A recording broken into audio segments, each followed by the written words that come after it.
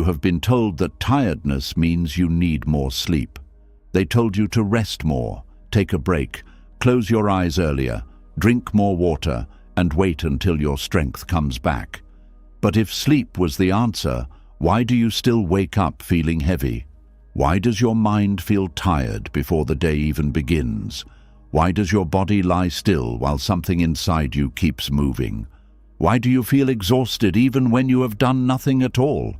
The truth is, you are not only tired in your body, you are tired in a way sleep cannot fix. You are tired from pretending to be okay when your heart is quietly asking for help. Tired from carrying emotions you never fully felt. Tired from being strong when you needed softness. Tired from explaining yourself to people who still do not understand. Tired from wanting life to be different while still having to live inside the life you have. Tired from smiling when your soul feels far away. Tired from holding everything together while slowly losing touch with yourself. Buddhist wisdom teaches that some exhaustion does not come from doing too much.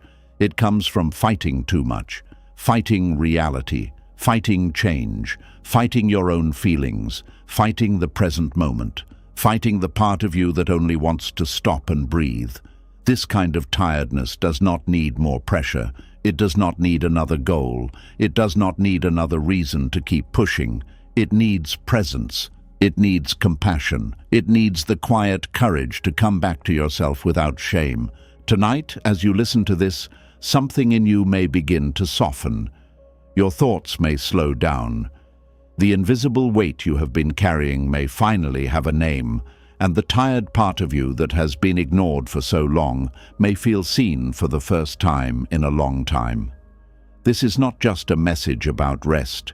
This is a gentle return to the place inside you that life has not destroyed, the place that is still peaceful, still patient, still waiting for you. If you are tired in a way sleep cannot fix, this is for you. Let us begin. And before we go any deeper, let us begin with the tiredness many people do not even know they are carrying.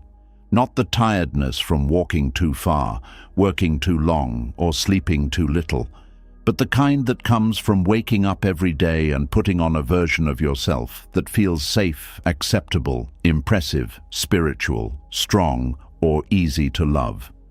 This is the tiredness that does not always look like sadness. Sometimes it looks like smiling. Sometimes it looks like success. Sometimes it looks like being calm when you are breaking inside. And that is what makes it so dangerous, because the world may praise the very mask that is quietly draining your life. There is a kind of exhaustion that begins when you stop living as yourself and start performing as someone others can approve of. At first, it may not even feel like a performance. It may feel like maturity. It may feel like responsibility. It may feel like being a good person. You tell yourself, "I am fine," even when your chest feels heavy. You say, "It does not bother me," even when it stays in your mind for days. You laugh when something hurts you. You act peaceful when your heart is boiling. You pretend to be strong because you do not want to look weak. You pretend to be unbothered because you do not want people to know they still have the power to hurt you. You pretend to have everything under control because you are afraid that if people see the truth, they may respect you less, love you less, or leave you alone with your pain. But here is the quiet truth. Pretending takes energy. Hiding takes energy. Smiling over pain takes energy.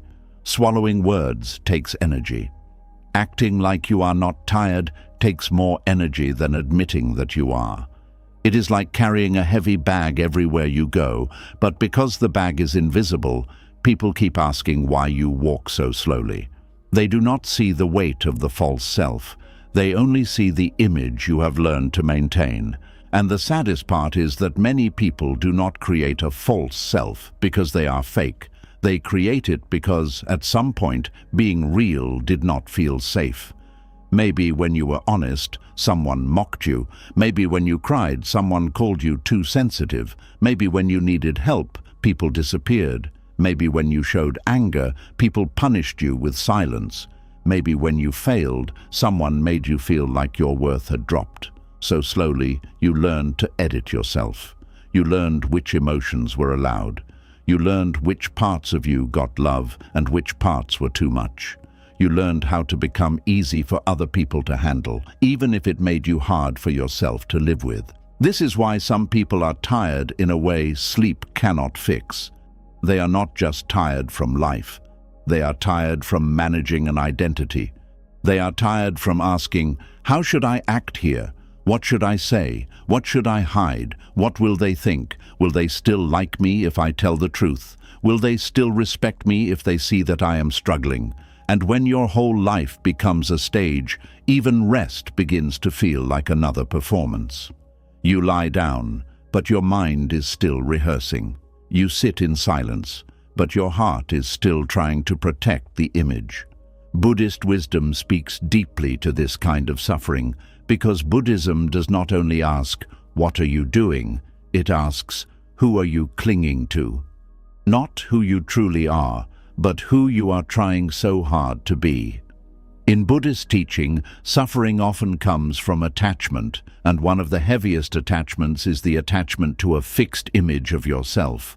The image of the strong one, the wise one, the successful one, the spiritual one, the one who never complains, the one who always understands, the one who can handle anything, the one who is above pain, the one who does not need reassurance, the one who does not fall apart. At first, these identities may seem beautiful. Who does not want to be strong? Who does not want to be calm? Who does not want to be seen as kind, wise, patient, or successful? But the problem begins when the identity becomes a prison. Strength becomes a prison when you are not allowed to be tired. Kindness becomes a prison when you are not allowed to say no. Spirituality becomes a prison when you are not allowed to feel anger, grief, jealousy, confusion, or disappointment. Success becomes a prison when you cannot admit that your achievement did not heal your emptiness. Calmness becomes a prison when you are only calm on the outside, while inside you are begging for someone to notice that you are not okay. And this is where many people confuse peace with suppression. They think being peaceful means never reacting, never crying, never being affected, never needing anything. But real peace is not pretending that the storm is not there. Real peace is being honest enough to say, there is a storm in me, and I do not have to become the storm. That is very different. Buddhism does not teach you to become a stone. It teaches you to become aware. Awareness is not numbness. Awareness is not a smile pasted over pain. Awareness is the courage to see what is truly happening inside you without running, without judging, and without turning it into a costume. You may have met people who always look calm, but their calmness feels cold. They do not speak their pain, but you can feel the weight of it around them. They say they have moved on, but one small comment makes their whole body tighten. They say they are unbothered, but they remember every detail of what happened. They say they are above conflict, but they quietly resent people for years. This is not peace. This is pain dressed in spiritual clothing, and many people are exhausted because they are not only hiding from others, they are hiding from themselves. To carry a false self is to live with constant inner division. One part of you knows the truth. Another part of you is trying to keep the image alive. One part of you wants to cry. Another part says, do not be weak. One part of you wants to rest. Another part says, people are watching. One part of you wants to be honest. Another part says, what if they leave? So you become split. You are there, but not fully there. You speak, but not completely. You smile, but not freely. You succeed, but cannot enjoy it. You rest, but cannot receive it. You love, but still feel unseen. And the body feels this split. The body knows when you are pretending. The jaw tightens when words are swallowed. The shoulders rise when feelings are held back. The stomach turns when you say yes, but mean no. The chest becomes heavy when you act fine for too long. The face becomes tired from smiling for people who never ask what is behind the smile. You may think you are hiding your emotions, but your body is storing the cost. This is why you can sleep for 8 hours and still wake up drained. The body rested, but the mask did not come off. There is also a false self that comes from always trying to look successful. This one is very common because the world teaches people to measure their worth by visible progress. People ask what you do, what you own, what you have achieved, who admires you, how far you have gone, how much you have become. So you learn to package your life. You learn to look busy, even when you are empty. You learn to sound confident, even when you are scared. You learn to show the good side, hide the messy side, and call it privacy. But deep down, you know when you are no longer living. You are branding yourself. You are not resting in your life. You are managing how your life appears. And there is a special tiredness that comes from trying to appear spiritual. This may sound strange, but it is real. Some people do not allow themselves to be human because they are trying so hard to be healed. They think they must always respond with wisdom, always forgive quickly, always stay calm, always be above small emotions. So instead of being free, they become trapped in the image of the enlightened person. They may say beautiful things, but inside they are lonely. They may speak of detachment, but secretly they are aching. They may teach compassion, but they do not give it to themselves. They may tell others to feel their emotions, but they judge their own emotions the moment they arise. Buddhist wisdom does not ask you to pretend you have no wounds. It asks you to stop believing the wound is your whole identity. That is a very gentle difference. You do not need to act as if pain is not there. You also do not need to become the pain. You can simply see it. You can say, this is sadness, this is fear, this is shame, this is anger. This is the part of me that learned to hide. When you name what is real, the false self begins to lose its power because masks survive in unconsciousness. They survive when you do not ask questions. They survive when you keep moving too fast to notice them. They survive when you confuse being admired with being known. Being admired and being known are not the same thing.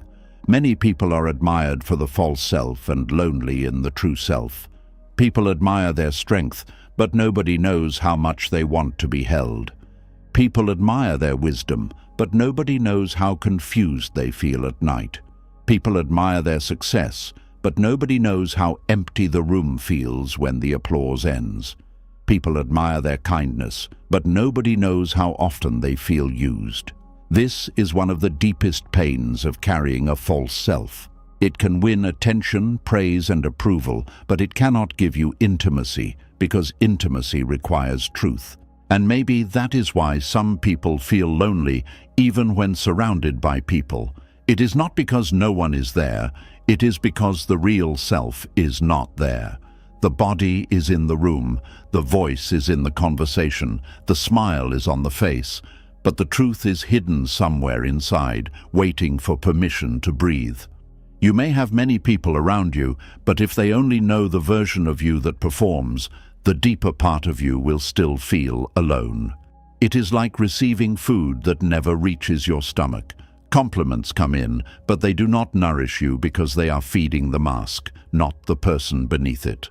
So how do you begin to return to your true nature? Not by suddenly telling everyone everything, not by breaking down in public, not by rejecting every role you have. The return is much quieter than that. It begins with honesty in your own heart. It begins when you stop lying to yourself in small ways, when you stop saying, "I am fine," and gently admit, "Something in me is tired."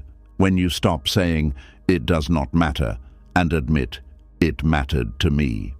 When you stop saying, "I do not care," and admit, "I cared, but I was afraid to show it." This kind of honesty is not weakness. It is the first door back to freedom. In Buddhism, there is a deep respect for seeing things as they are, not as you want them to be. not as others expect them to be, not as your ego needs them to look, but as they are. This is not always comfortable. In fact, the first moment of truth can feel painful because you finally see how long you have been away from yourself. You may realize you have been living to be approved, not to be free. You may realize you have been calling it strength when it was really fear of needing others. You may realize you have been calling it peace when it was really silence. You may realize you have been calling it maturity when it was really exhaustion. But do not use this realization to attack yourself. That would only create another mask, the mask of the person who now has to heal perfectly. Instead, meet yourself with kindness. You did not create a false self because you were foolish. You created it because you were trying to survive. At some point, it helped you. It protected you. It allowed you to move through rooms where your truth was not welcomed.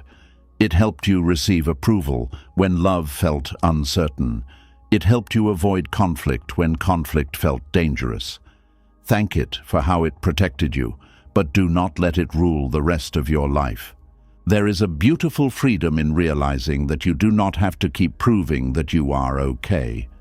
You can be a sincere person without being perfectly stable. You can be a strong person and still need rest. You can be a spiritual person and still feel hurt. You can be a kind person and still have boundaries. You can be successful and still have days when you feel lost. You can be loved without being useful. You can be respected without being impressive. You can be worthy without performing worthiness. This is where true nature begins to appear, not as something dramatic, but as something simple. Your true nature is not the personality you invented to survive. It is the quiet awareness beneath all the roles. It is the part of you that is present before you explain yourself. It is the part that can watch your thoughts without becoming them. It is the part that knows when something feels false. It is the part that feels relief when you finally tell the truth. In Buddhist practice, you are invited to return again and again to this awareness. Not to create a better mask, but to see through the mask altogether. A simple way to begin is to pause during the day and ask, who am I trying to be right now? Not with judgment, but with curiosity. When you are about to answer a message, ask, am I responding from truth or from fear? When you are about to say yes, ask, is this yes honest? When you are smiling in a room, ask, is this smile real or am I hiding? When you are trying to sound strong, ask, what would I say if I did not need to impress anyone? These questions are like small lamps in a dark room. They help you see where your energy is leaking. Another practice is to notice when your body feels tight. The false self often speaks through tension before it speaks through thoughts. If your stomach drops when you agree to something, listen. If your throat tightens when you want to speak, listen. If your chest feels heavy after pretending to be fine, listen. The body is not trying to betray you. It is trying to bring you back. Many people think the mind holds all wisdom, but sometimes the body is the first part of you brave enough to tell the truth. And when the truth rises, do not rush to fix it. Just stay with it. This is where Buddhist mindfulness becomes powerful. Mindfulness is not sitting perfectly with an empty mind. It is the gentle act of being here with what is here. If sadness is here, you notice sadness. If fear is here, you notice fear. If the need to impress is here, you notice it. You do not need to hate it. You do not need to obey it. You simply see it. And whatever is clearly seen begins to loosen. The false self cannot control you in the same way when awareness is present. Many people are afraid that if they stop pretending, their life will fall apart. They fear people will reject them. They fear they will lose respect. They fear they will become lazy, emotional, or weak. But often, what falls apart is not your life. What falls apart is the costume that was suffocating your life. And yes, some people may not like the real you at first. especially if they benefited from the version of you that never complained, never needed anything, never said no, and never disturbed their comfort. But losing approval from people who only loved your mask is not always a loss. Sometimes it is the beginning of breathing again. This does not mean you become careless with others. It does not mean you say everything without compassion. It does not mean you turn honesty into harshness. Buddhist wisdom is not about throwing your pain at people and calling it truth. It is about speaking and living from a place that is less controlled by fear.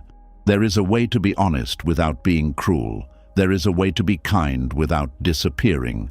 There is a way to be calm without pretending. There is a way to be strong without abandoning your softness.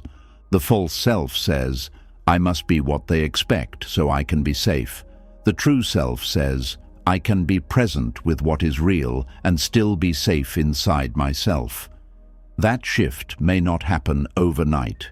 It may begin with one honest sentence, one boundary, one moment of silence where you do not force a smile, one decision not to explain what does not need explaining, one breath before you perform, one day when you admit, I am not okay today, and the world does not end. And even if the world around you does not immediately understand, your nervous system begins to understand. Your heart begins to understand.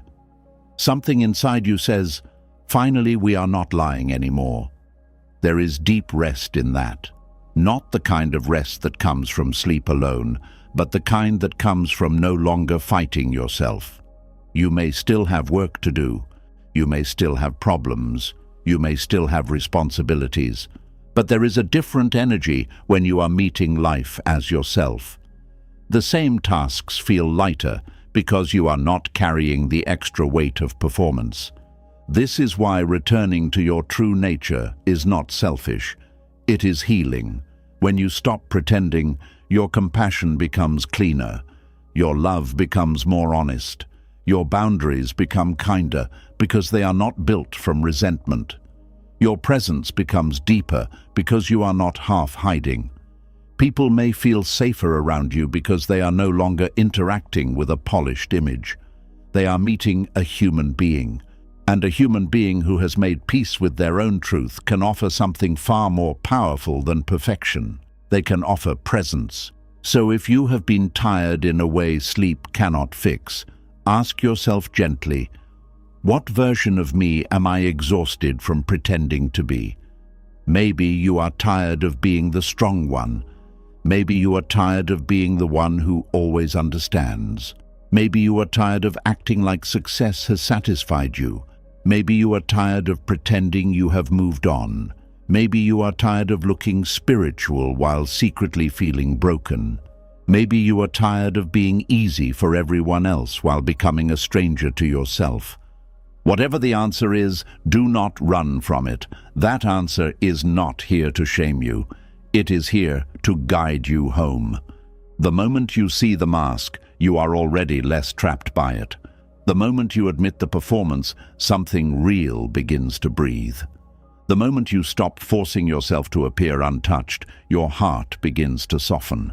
And maybe this is the beginning of the rest you have been searching for. Not the rest of escaping life, but the rest of no longer abandoning yourself in order to survive it. Buddhist wisdom does not say, become someone special. It says, wake up to what is true, and what is true does not need to impress. It does not need to perform. It does not need to prove its worth every hour of the day. Your true nature is not loud, but it is steady. It is not dramatic, but it is alive. It is not the mask that people clap for. It is the quiet self beneath the mask, waiting patiently for you to stop running from your own heart. So take one breath here. Let the shoulders drop a little. Let the face soften.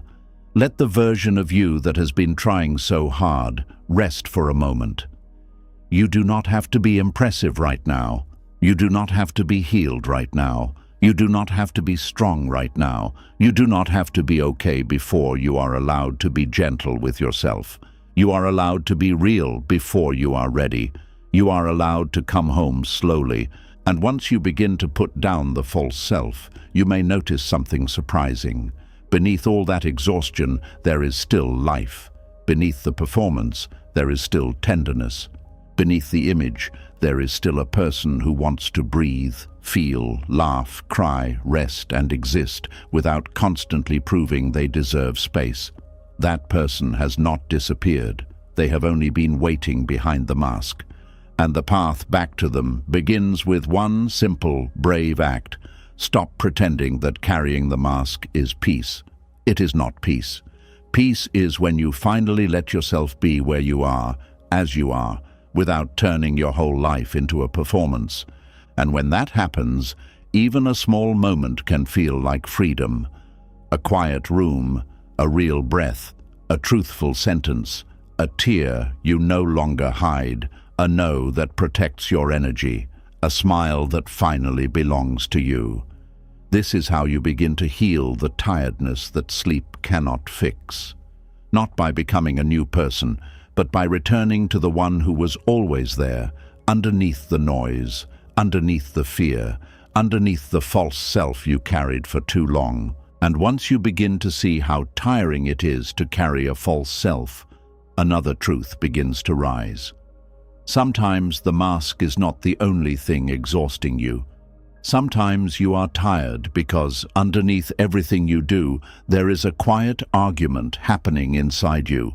An argument with your life, an argument with what happened, an argument with what did not happen, an argument with the people who changed, the plans that failed, the years that passed, the doors that closed, and the version of reality you never wanted to accept.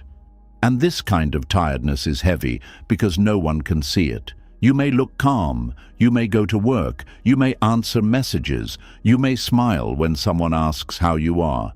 But inside, something keeps whispering, this is not how it was supposed to be. There is a tiredness that comes from wanting life to be different every single day. Not just wanting improvement, not just hoping for better. That is natural. But the deeper exhaustion comes from resisting the life that is already here. It comes from waking up and mentally pushing against your own reality before your feet even touch the floor. You look at your circumstances, your relationships, your age, your body, your past, your responsibilities, your disappointments, and something in you says, no, not this, not here, not now, not me.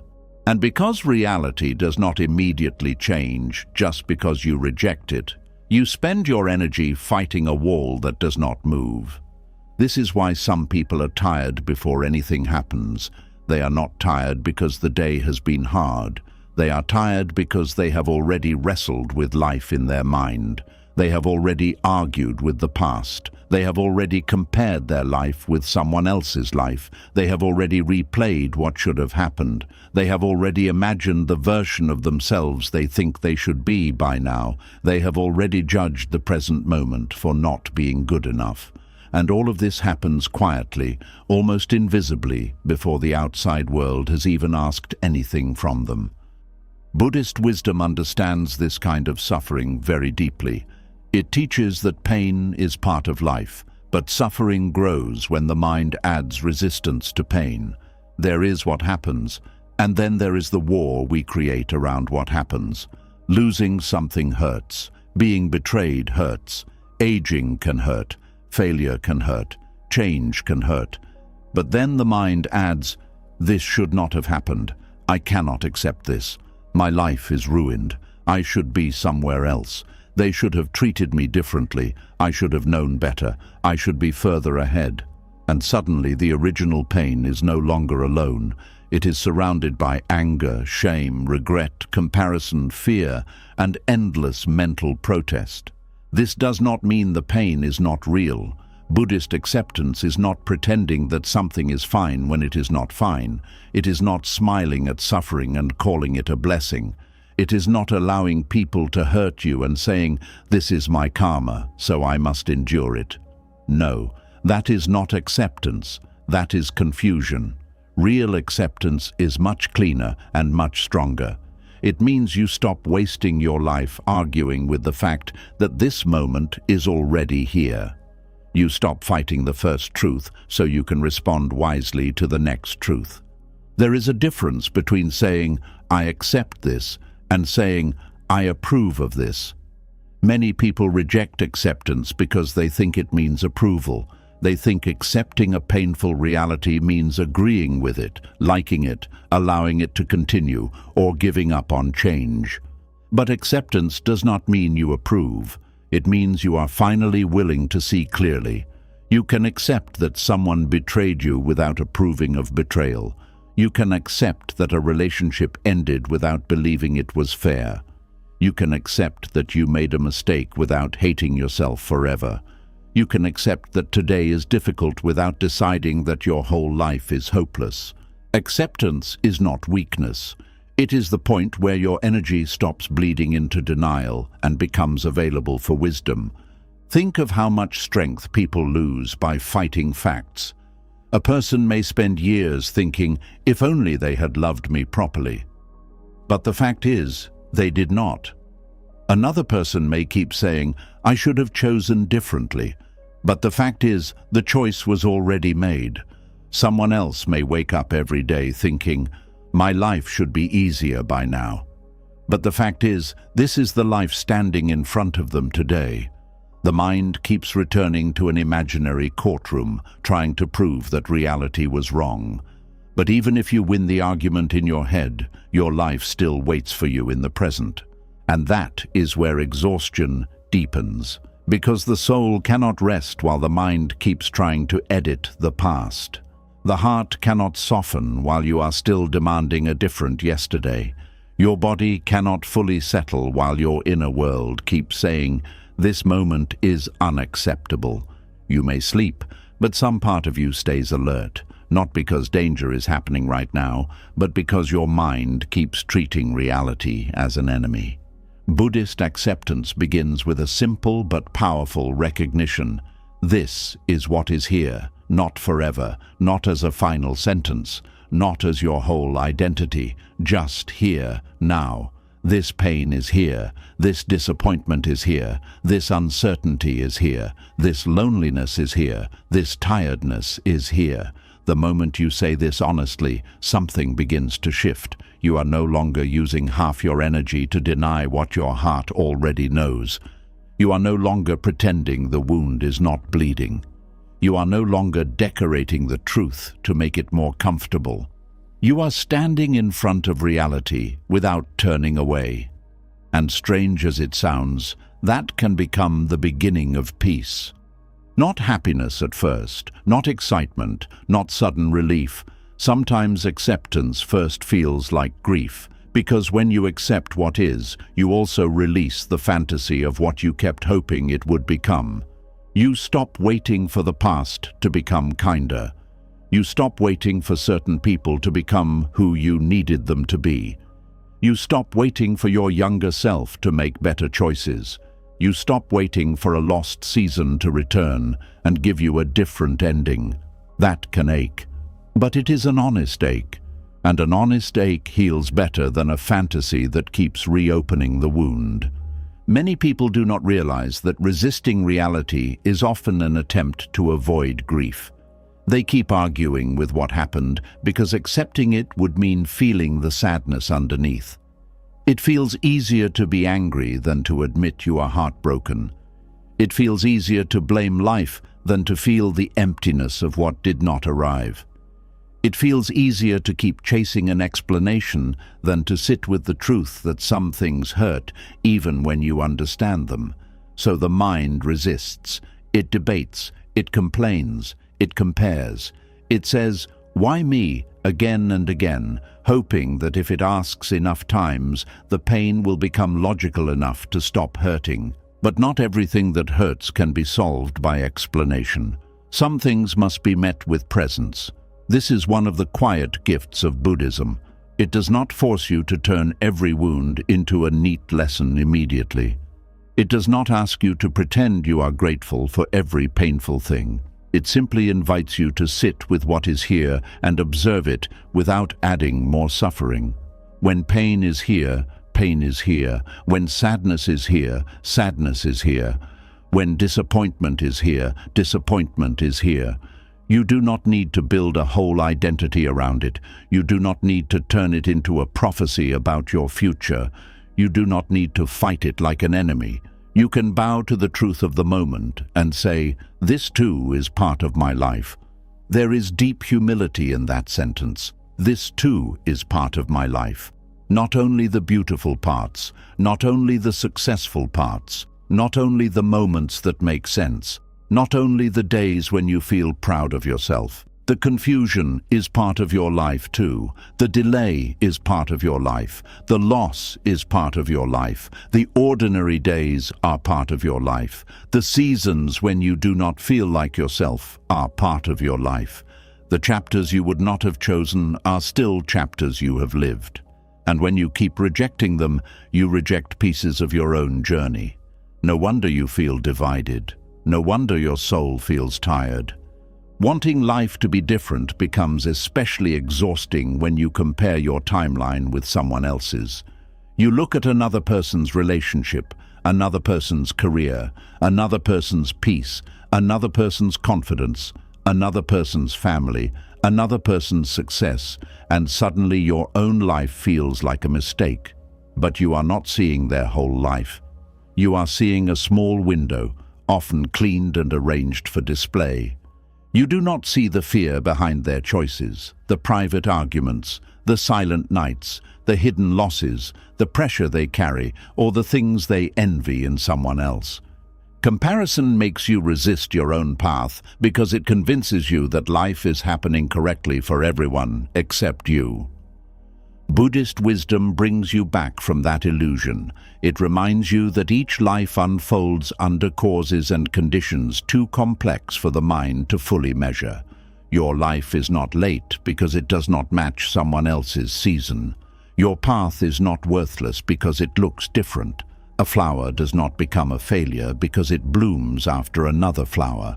A river does not become meaningless because it bends before it reaches the sea. The mind wants straight lines, quick answers, and visible proof. But life often moves through delays, endings, detours, and quiet preparation. When you resist every bend in the path, you turn the journey itself into punishment. This does not mean you stop desiring a better life. There is a healthy desire that comes from clarity. You can want healing. You can want peace. You can want better relationships. You can want stability. You can want a life that feels more honest. But there is a difference between moving toward change and rejecting the present with hatred. One gives you energy, the other drains it. When change grows from acceptance, it sounds like, "This is where I am, and I can take one wise step." When change grows from resistance, it sounds like, "I cannot stand my life, and I must escape myself before I can breathe." The first path is grounded. The second path is desperate. A desperate mind does not see clearly. It rushes, it clings, it makes decisions from panic. It turns people into saviors. It turns goals into rescue boats. It believes that peace is always somewhere else. When I get that job, then I will rest. When they apologize, then I will heal. When I have more money, then I will feel safe. When I finally become the person I want to be, then I will accept myself. But this keeps peace in the future, always one condition away, and the future is a moving target. Every time you reach one thing, the mind creates another requirement. This is why wanting life to be different can become a prison, not because change is bad, but because your peace becomes dependent on reality obeying your personal script. Buddhist acceptance cuts through this. It says, can you meet this breath before the next achievement? Can you be here before life becomes perfect? Can you stop making peace, wait until every problem is solved? This is not easy because the mind believes resistance keeps you safe. The mind thinks if it relaxes, everything will fall apart. It thinks if you accept the present, you will lose motivation. But look closely. Has constant resistance made you free? Has self-attack made you wiser? Has replaying the past changed it? Has hating where you are helped you move with grace? Sometimes the very thing you think is protecting you is the thing exhausting you. There is an old kind of suffering in the sentence, "I cannot be okay until this is different." It gives all your power to conditions. It makes your inner world a hostage to outer circumstances. Of course, circumstances matter. Of course, pain affects you. Of course, some situations need to change. But if your entire sense of peace depends on life becoming exactly what you want, then peace will always be fragile.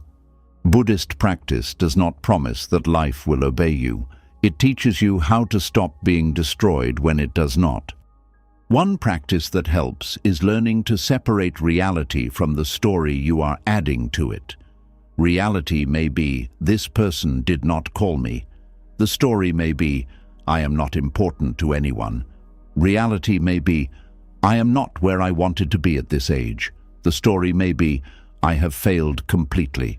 Reality may be, "Today feels heavy." The story may be, "My life will always feel this way." The story is often what burns the most energy. Reality may hurt, but the story turns hurt into identity. Mindfulness helps you pause and ask, what is actually happening and what am I adding?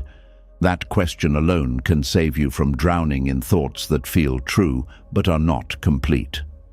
Another practice is softening the body when resistance appears. Resistance is not only mental, it has a physical shape. The forehead tightens, the breath becomes shallow, the shoulders brace, the belly hardens, the hands grip. The body prepares for battle, even when the battle is with a memory, a thought, or a fact that cannot be changed. When you notice this, do not scold yourself. Simply breathe into the tight place and say, "I see the fight in me." Not, "I must stop fighting immediately." Not, "I should be more peaceful." Just, "I see the fight in me." Seeing is already a form of release. Sometimes acceptance begins with one sentence repeated gently, "This is here." Not, "I like this." Not, "I want this forever." Just, "This is here." The bill is here. The grief is here. The uncertainty is here. The loneliness is here. The mistake is here. The new beginning is here. The silence is here. The delay is here. When you stop denying what is here, you can finally ask, what is the kindest wise step now? That question is much more useful than, why is my life not different? One question opens a door, the other keeps you staring at a wall. The war against reality also shows up in relationships. You may be exhausted because you keep wanting people to be different from who they have repeatedly shown themselves to be. You want the emotionally unavailable person to become tender. You want the careless person to become thoughtful. You want the person who avoids responsibility to finally understand the damage they caused. You want someone to give you the apology, the softness, the loyalty, or the attention you needed. And because you can see who they could be, you keep suffering over who they are not. Acceptance in relationships can be painful because it asks you to stop negotiating with potential and start seeing patterns. It asks you to stop living inside the hope of who someone might become and notice how they actually treat you. This does not mean you hate them. It means you stop abandoning reality to protect an illusion. You can have compassion for someone's wounds and still accept that they may not be capable of loving you in the way your heart needs. You can understand someone and still stop waiting for them to change before you give yourself permission to be free. There is also the exhaustion of wanting yourself to be different. This one is more hidden. You may resist your own personality, your sensitivity, your pace, your needs, your body, your history, your fears, your way of processing pain. You may keep thinking, I should be stronger, I should be more confident, I should be over this, I should be more disciplined, I should be less affected, and every should becomes another stone on your back. Growth is beautiful, but self-rejection disguised as growth is painful. Buddhist acceptance invites you to begin where you are, not where your shame says you should be. A seed does not become a tree by hating itself for being underground. It grows because conditions support it. In the same way, you do not become peaceful by hating the part of you that is not peaceful yet. You do not become healed by shaming the part of you that still hurts. You do not become brave by rejecting the part of you that is afraid. Acceptance creates the ground where real change can happen. Without acceptance, change becomes violence against the self. With acceptance, change becomes care. This is why stopping the war against what already is can feel like finally putting down a weapon you forgot you were holding. You may have carried that weapon for years, against your past, against your body, against your family, against time, against missed chances, against your own heart. You may have thought the weapon was strength, but maybe it was only keeping you tense. Maybe it was keeping your nervous system locked in battle. Maybe it was making every day feel harder than it had to be. When you stop fighting reality, you do not become passive. You become available to see clearly, available to choose wisely, available to grieve honestly, available to change what can be changed and release what cannot, available to live the life that is here instead of spending all your energy mourning the life you think should be here.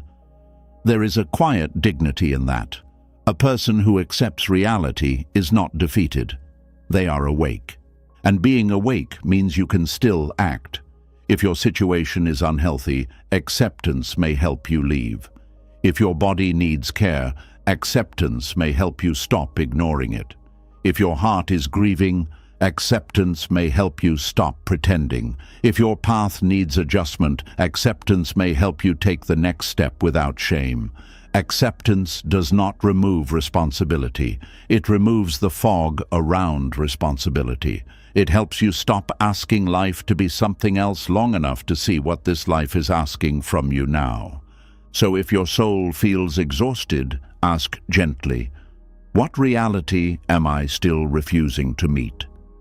Is it the reality that someone has changed? The reality that a season is over? The reality that you need help? The reality that you are tired? The reality that a dream needs a new shape? The reality that you cannot go back and become who you were before certain things happened? Do not ask these questions to hurt yourself. Ask them like a lantern entering a dark room. You are not searching for blame. You are searching for the place where your energy has been trapped. And when you find it, breathe. Do not force yourself to accept everything at once. Acceptance is sometimes a slow unfolding. Today you may only accept one small truth. Tomorrow, another. Today you may only stop arguing for one breath. That is enough. A single breath without war is already a taste of freedom. A single moment where you say, this is here and I can meet it, is already different from a lifetime of saying, this should not be happening. The soul becomes less tired when it stops demanding that the present moment apologize for existing. Life may still be imperfect. Some answers may still be missing. Some wounds may still ache. Some dreams may still feel far away. But you are no longer spending every ounce of your energy fighting the ground beneath your feet. You are standing on it. And when you stand on what is real, even painful reality, you can finally move. This is the quiet power Buddhist wisdom offers. It does not hand you a life without difficulty. It teaches you how to stop turning difficulty into inner war. It does not promise that everything will go your way. It shows you how to meet the way things are without losing yourself. It does not ask you to give up.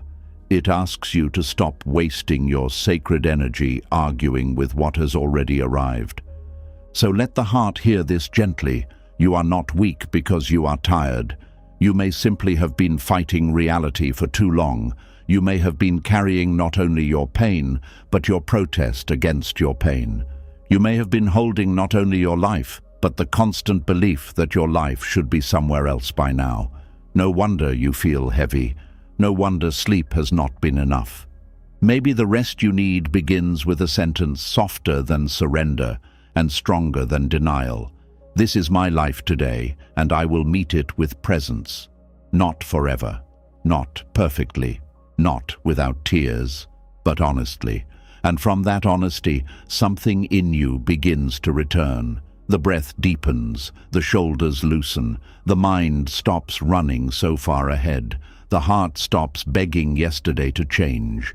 You begin to feel the ground again, and when you stop the war against what already is, you may discover that peace was never waiting for life to become perfect. Peace was waiting for you to stop treating this moment like an enemy. It was waiting beneath the resistance, beneath the complaint, beneath the fear that acceptance meant defeat. It was waiting for the moment you became willing to be here, fully here, not because here is easy, but because here is where your life is actually happening.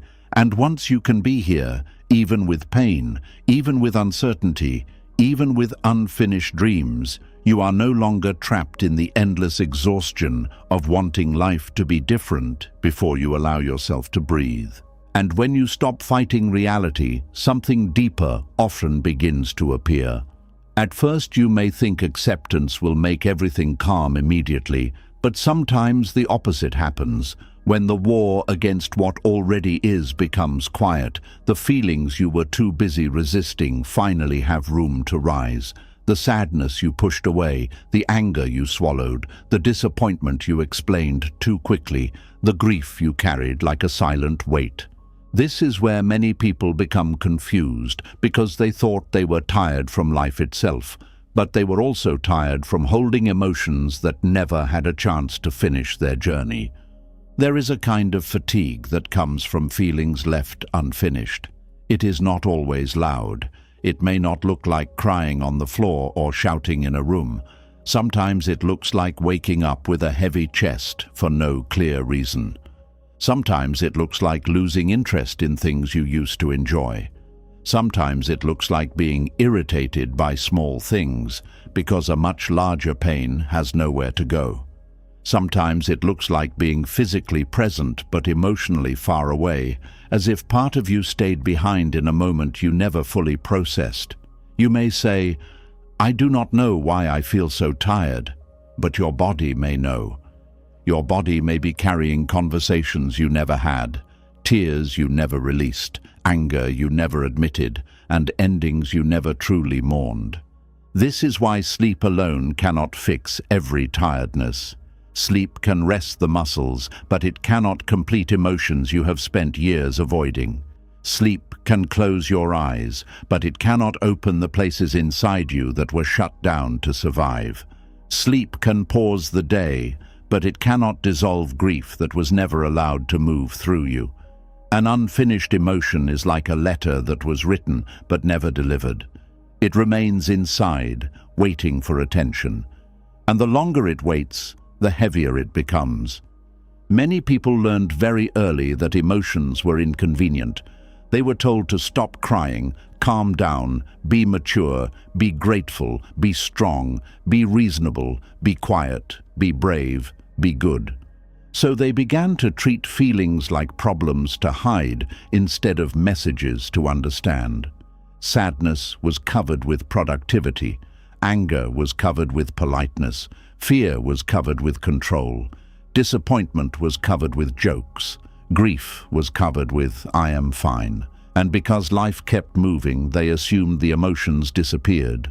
But emotions do not disappear just because they are ignored. They often sink lower, into the body, into the breath, into the posture, into the way you respond to the world. Buddhist wisdom teaches that whatever is not met with awareness continues to shape us from the shadows. This does not mean every emotion must become a dramatic event. It means every emotion is asking to be known. In mindfulness, we do not chase emotions, worship emotions, or drown in emotions. We simply learn to see them clearly. We notice them as passing experiences. We say, sadness is here, anger is here, Fear is here. Grief is here. Not I am sadness, not I am anger, not this feeling will last forever. Just this is what is moving through me right now. That simple shift creates space, and in that space, the emotion can begin to breathe. An emotion becomes unfinished when it is interrupted before it completes its natural movement. A child cries and someone says, "Stop that." A person is betrayed, but they tell themselves, "Do not care." Someone loses a loved one, but they rush back into responsibilities because everyone expects them to be strong. A dream fails, but the person immediately says, "Everything happens for a reason," even though their heart has not had time to ache. These interruptions may look like strength from the outside, but inside they leave open loops. The body started a process, but the mind stopped it halfway. This is why you can feel strange waves of emotion long after something happened. A song comes on, and suddenly your chest tightens. Someone speaks in a certain tone, and anger rises faster than expected. A small disappointment makes you feel crushed, not because of the small thing alone, but because it touches older disappointments. You see someone living a life you wanted, and grief appears without warning. These moments are not proof that you are weak. They are signs that something inside you is still asking to be met with honesty. Sadness, when unfinished, can turn into a quiet dullness. Not the kind of sadness that cries openly, but the kind that steals color from life. You may still function, you may still laugh, you may still do what is expected, but somewhere inside, a softness has gone silent. You may stop expecting much. You may tell yourself not to hope too deeply. You may move through your days as if nothing is wrong, but everything feels slightly far away. This kind of sadness often comes from losses you minimized, the friendship that faded, the version of yourself you outgrew, the apology that never came, the home that no longer feels like home, the dream that slowly became impossible. Because these losses may not look dramatic to others, you may not give yourself permission to grieve them. But the heart does not measure pain by how impressive it looks to the world. It responds to what mattered. Anger, when unfinished, can become tension, sarcasm, resentment, impatience, or emotional distance. Many people are afraid of anger because they have seen it used destructively. They think anger makes them bad, unspiritual, difficult, or unsafe, so they bury it. They smile. They stay calm. They say, "It is okay," when it is not okay. But anger often carries important information. It may be pointing to a boundary that was crossed, a truth that was ignored, a need that was dismissed, or a wound that was treated like nothing. Buddhism does not teach blind rage, but it also does not require emotional dishonesty. Anger becomes dangerous when it controls you unconsciously, but when seen clearly, anger can become a messenger. It can say, "Something here needs attention. Something here was not fair. Something here should not continue." Disappointment, when unfinished, can become bitterness. It can make you stop trusting life. It can make you expect less, not from wisdom, but from fear. You may tell yourself, "I do not care anymore," when the truth is, you cared deeply and got tired of being let down. Repeated disappointment can make a person spiritually exhausted because every hope begins to feel risky. But disappointment needs to be felt, not denied. It needs to be held gently enough that it does not harden into a permanent view of life. A disappointed heart does not always need a motivational speech. Sometimes it needs someone, even your own mindful awareness, to say, "Yes, that hurt. Yes, you wanted it to be different. Yes, it mattered." Grief, when unfinished, can become a hidden room inside you. You may build your life around it without realizing it. You avoid certain memories. You avoid certain places. You avoid talking too deeply. You keep yourself busy because stillness opens the door. But grief is not only about death. Grief can come from losing time, losing trust, losing innocence, losing identity, losing a relationship, losing health, losing the future you once expected. Many people are grieving lives they never got to live, versions of themselves they never got to become, and love they never received in the way they needed. Yet they do not call it grief, so they never truly tend to it. The body holds what the heart has not been allowed to finish. This is not because the body is trying to punish you. It is because the body is part of your emotional life. When you hold back tears, the throat tightens. When you swallow anger, the jaw may clench. When you live with fear, the breath may become shallow. When you carry grief, the chest may feel heavy. When you live in constant disappointment, the body may begin to feel tired before the day even begins. The mind can say, "I have moved on," but the body may still be saying, "I never got to feel that." Mindful awareness is the gentle bridge between what happened and what still lives inside you. It gives your emotions a place to unfold without forcing them, judging them, or turning them into a story that traps you. When you practice mindful awareness, you stop asking, "How do I get rid of this feeling?" and begin asking, "Can I be present with this feeling without becoming afraid of it?" That question changes everything. Because many emotions remain stuck, not because they are too strong, but because we keep tightening around them. We resist the sadness, so it stays. We fear the anger, so it hides. We shame the grief, so it sinks deeper. Awareness softens the grip. To let an emotion complete its journey does not mean you act on every feeling. It means you allow the feeling to move through the body and be known by the mind. If anger arises, you do not have to send the message, start the argument, or destroy the relationship. You can sit, breathe, and feel where the anger lives in the body. Is it in the chest, the hands, the jaw, the stomach? You can say, "Anger is here, and I can listen without obeying." If sadness arises, you do not need to explain it away. You can let tears come if they come. You can place a hand on your heart and say, "This sadness belongs. It does not make me weak." If grief arises, you do not need to rush toward closure. You can allow it to move in waves because grief does not follow a schedule created by the mind. One of the most healing things you can do is stop demanding that your emotions be convenient. Feelings rarely arrive when you have time for them. They may rise while you are washing dishes, sitting in traffic, hearing someone's name, or lying in bed at night. The old habit is to push them away and say, "Not now." Sometimes you truly must wait, especially if you are in a place where you need to function. But later, there must be a now. There must be a place where the emotion is welcomed back. You can tell yourself, "I cannot fully feel this at this moment, but I will return to it with care." That is very different from abandonment. That is emotional responsibility. Many people think healing means they will eventually stop feeling certain emotions. But Buddhist wisdom suggests something different. Healing means you stop being enslaved by them. You learn to let emotions arise and pass without building a permanent self around them.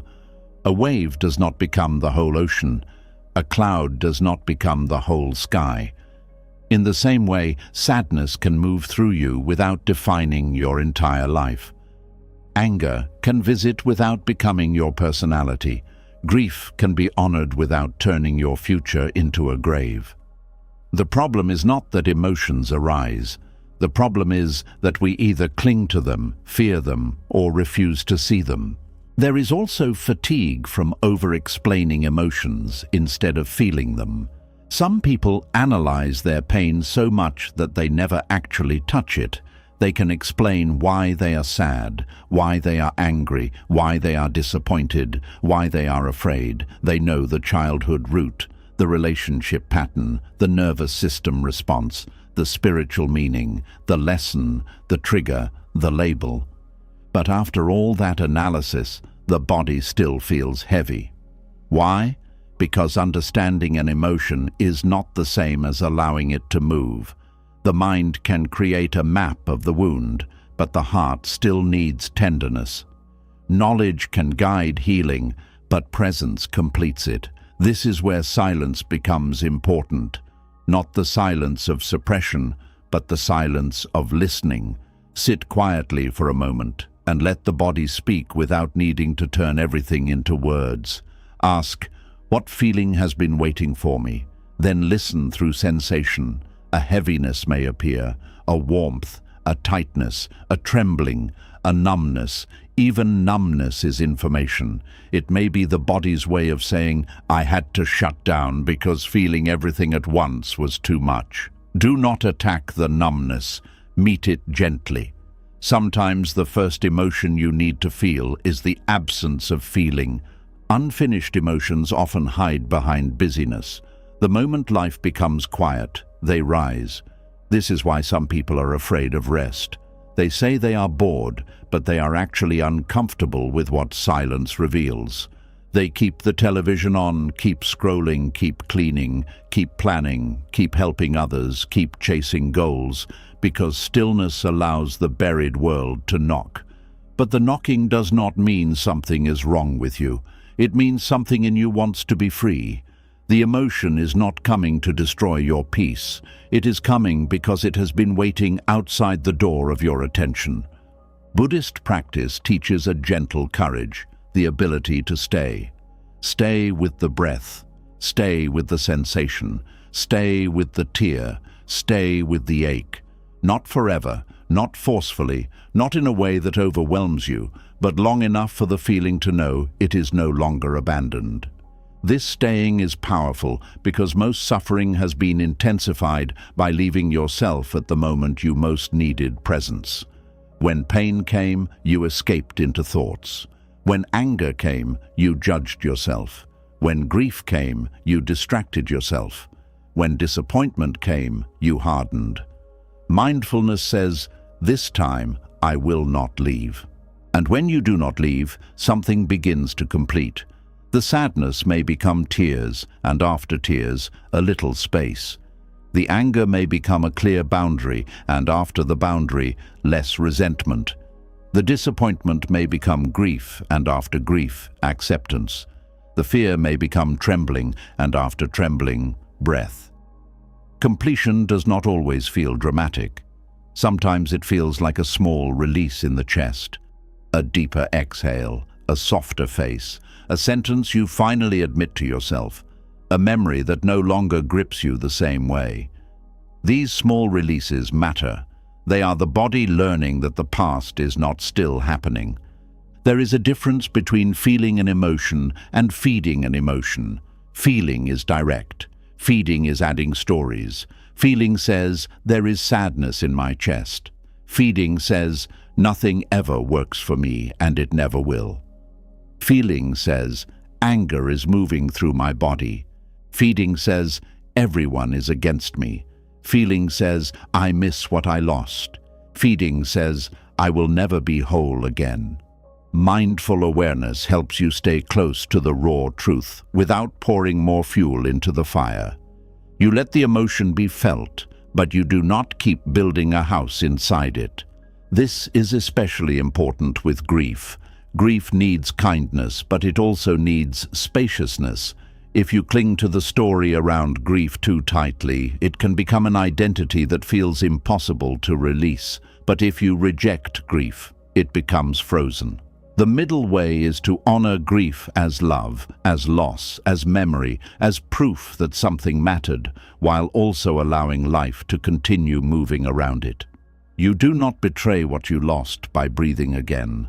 You do not dishonor your pain by allowing small moments of peace. Grief can remain part of your heart without being the only room you live in. Anger also needs a wise middle path. Suppressed anger poisons the body, but uncontrolled anger harms the world around you. Mindfulness gives anger a clean place to stand. You can feel the heat without throwing it. You can hear its message without letting it drive. You can ask, what boundary is this anger asking me to notice? What value was violated? What truth have I been avoiding? When anger is met with awareness, it often reveals pain beneath it. Under anger, there may be hurt. Under hurt, there may be longing. Under longing, there may be a deep need to be treated with care. This is why anger should not be dismissed too quickly. It may be guarding something tender. Sadness also has its wisdom. It slows you down. It softens the places that have become too hard. It shows you what mattered. It brings you closer to your own humanity. A person who never allows sadness may become efficient, but not necessarily alive. Sadness can wash the heart if it is allowed to move, but when sadness is judged, it becomes heaviness. You do not have to love sadness. You only have to stop treating it like an enemy. Sometimes sadness is the heart's way of bowing to what was real. Disappointment teaches another kind of wisdom. It shows where expectation met reality and broke. That breaking can either make you bitter or more awake. If you feel disappointment fully, without turning it into hatred for life, it can reveal where you were attached to a particular outcome. It can show you what you hoped for, what you valued, and where you may need to loosen your grip. Buddhist wisdom does not say, never hope. It says, hold hope gently. When disappointment is allowed to complete, hope can return in a wiser form, less desperate, less blind, less dependent on one door opening. There is also a fatigue that comes from always being composed. Some people have mastered the art of appearing fine. They speak calmly. They smile at the right time. They keep their voice steady. They do not let people see how much something affected them, but inside, emotions pile up like unsent letters. Being composed has its place. It can be useful. It can protect dignity. But if you are always composed, even in private with yourself, you may become emotionally locked. The soul needs places where it does not have to perform stability. Even the strongest person needs a room where the truth can breathe. That room may be meditation, it may be journaling, it may be prayer, it may be walking slowly without music, it may be talking honestly with someone safe, it may be sitting on the edge of the bed and finally admitting, that hurt me more than I allowed myself to know. The form matters less than the sincerity. The emotion needs a witness, and sometimes the first witness must be you. Mindful awareness also teaches patience with emotional timing. You cannot force an old feeling to release just because you are tired of carrying it. Emotions open when they feel safe enough. If you pressure yourself to let go quickly, you may only create another layer of tension. Letting go is not a command. It is often the result of full seeing. The leaf falls from the tree when its season is complete. In the same way, some emotions loosen after they have been honored, felt, understood, and allowed to move at their own pace. This is why forcing positivity can be harmful. When you cover every painful emotion with, I am blessed, it could be worse, I should be grateful, or everything is fine. You may sound wise, but the body may feel unheard. Gratitude is beautiful when it is honest. But gratitude used to silence pain becomes another mask. You can be grateful and still sad. You can have faith and still grieve. You can understand the lesson and still feel the loss. You can be healing and still have days when the old ache returns. This is not failure. This is being human. Buddhist compassion includes the parts of you that are not peaceful yet. It includes the part that is angry, the part that is still grieving, the part that is embarrassed by how much it hoped, the part that still misses someone, the part that still feels small when reminded of an old wound. Compassion does not say, you should be over this. Compassion says, I see you are still carrying something. Let us sit together. That inner tone matters. Many emotions remain unfinished because they are met with inner cruelty.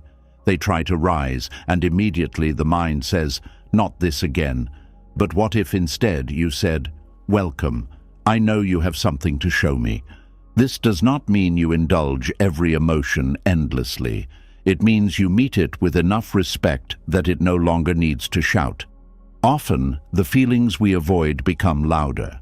The feelings we welcome become clearer. Once clear, they move. They may return later, but each time they are met with awareness, they carry less charge. The body begins to trust you. The heart begins to believe that it will not be abandoned again. Slowly, the inner world becomes less crowded. If you are tired in a way sleep cannot fix, ask yourself, what emotion did I never finish feeling? Not to open wounds carelessly, but to stop pretending that the wound is not already affecting you. Was there a goodbye you never grieved? An insult you laughed off but carried? A betrayal you explained away too quickly? A disappointment you buried under ambition? A fear you turned into control? A sadness you turned into silence? Your answer may not come immediately. Let it come softly. The body often speaks in whispers before it speaks in words. When the feeling appears, do not rush to solve it. Place your attention on the breath. Notice where the emotion lives. Give it a name if a name comes. Let the body soften around it. If tears come, let them come. If nothing comes, let nothing be there. If anger comes, let the heat be felt without becoming harm. If grief comes, let it move like weather through a wide sky. You are not trying to become perfect. You are learning to stop running from your own inner life. And as these emotions complete their journey, you may discover that tiredness begins to change. Not all at once, not magically, but slowly. The body no longer has to spend so much energy holding back what wants to move. The heart no longer has to keep locked doors guarded day and night. The mind no longer has to create distractions to avoid silence. There is more room inside you, more breath, more honesty, more softness. You may still have responsibilities, but you are no longer carrying the extra weight of unfelt life. This is the quiet healing of mindful awareness. It does not erase the past, but it changes your relationship with what the past left behind. It lets sadness become water instead of stone. It lets anger become clarity instead of poison. It lets disappointment become wisdom instead of bitterness. It lets grief become love that has learned how to breathe. And when emotions are allowed to complete, they stop needing to live inside your body as permanent tension. So let this be the gentle invitation. You do not have to be afraid of what you feel. You do not have to run from the heaviness. You do not have to keep proving that you are strong by staying untouched. Something in you may be tired because it has been waiting too long to be felt. And maybe the rest you need is not only sleep, not only silence, not only distance from the world, but the sacred permission to let your inner life finally move. Because an emotion fully felt does not destroy you. More often, it returns you to yourself. It clears the space where numbness used to live. It brings warmth back to the places that became frozen. It reminds you that you are not a machine built to endure endlessly. You are a living being, and living beings must feel. This is not weakness. This is the movement of life through the heart. And once those unfinished emotions begin to move, you may notice another kind of exhaustion waiting underneath them. Because even when the body is still, even when the room is quiet, even when you finally lie down to rest, there may be a deeper part of you that still does not feel safe. That is where the next doorway opens, into the kind of tiredness that remains when rest is present, but the mind and body are still bracing for a threat that is no longer in the room. And when unfinished emotions begin to move, another truth may quietly reveal itself. Sometimes you are not restless because you have not slept enough. Sometimes you are restless because your body has forgotten how to believe in rest. You may lie down in a quiet room, turn off the lights, close your eyes, and still feel as if something inside you is standing guard. The day is over, but your mind keeps checking. Your body is still, but your breath is shallow. Nothing is attacking you, yet you feel braced for something. This is the kind of tiredness that comes when your mind still feels unsafe. There is a painful confusion in needing rest, but not being able to receive it. You may do all the right things. You may lie in bed early. You may put your phone away. You may drink water, dim the lights, and tell yourself to relax. But relaxation does not come just because the room is quiet. Rest does not arrive just because the body is horizontal. Peace does not obey command. If the nervous system still believes there is danger, the body will not fully surrender. It will keep one part of you awake, alert, listening, scanning, preparing, and waiting for something to go wrong. This is why some people wake up tired even after sleeping. The body may have gone through the motions of rest, but deeper inside it never fully released. It is like a house where all the lights are turned off, but the alarm system is still ringing. From the outside, everything looks calm. From the inside, there is noise. You may not even know what you are afraid of. You may only know that stillness does not feel peaceful. It feels exposed. Silence does not feel gentle. It feels too open. Rest does not feel like safety. It feels like lowering your guard in a world that has taught you to stay ready. And this is not your fault. Many people do not become tense by choice. They become tense because life trained them to be.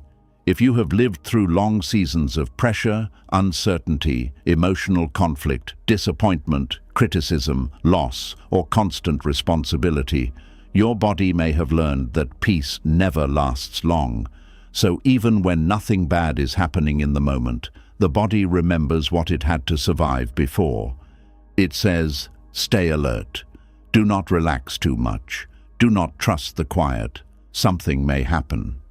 This is how a person can be safe in the present, but still feel unsafe inside. Buddhist wisdom meets this suffering with deep gentleness because it understands that the mind often lives in places where the body is not. The body may be in bed, but the mind is in yesterday's pain, tomorrow's fear, next week's problem, last year's wound, or a future that has not happened. This split drains the spirit. You cannot rest fully when only your body is here.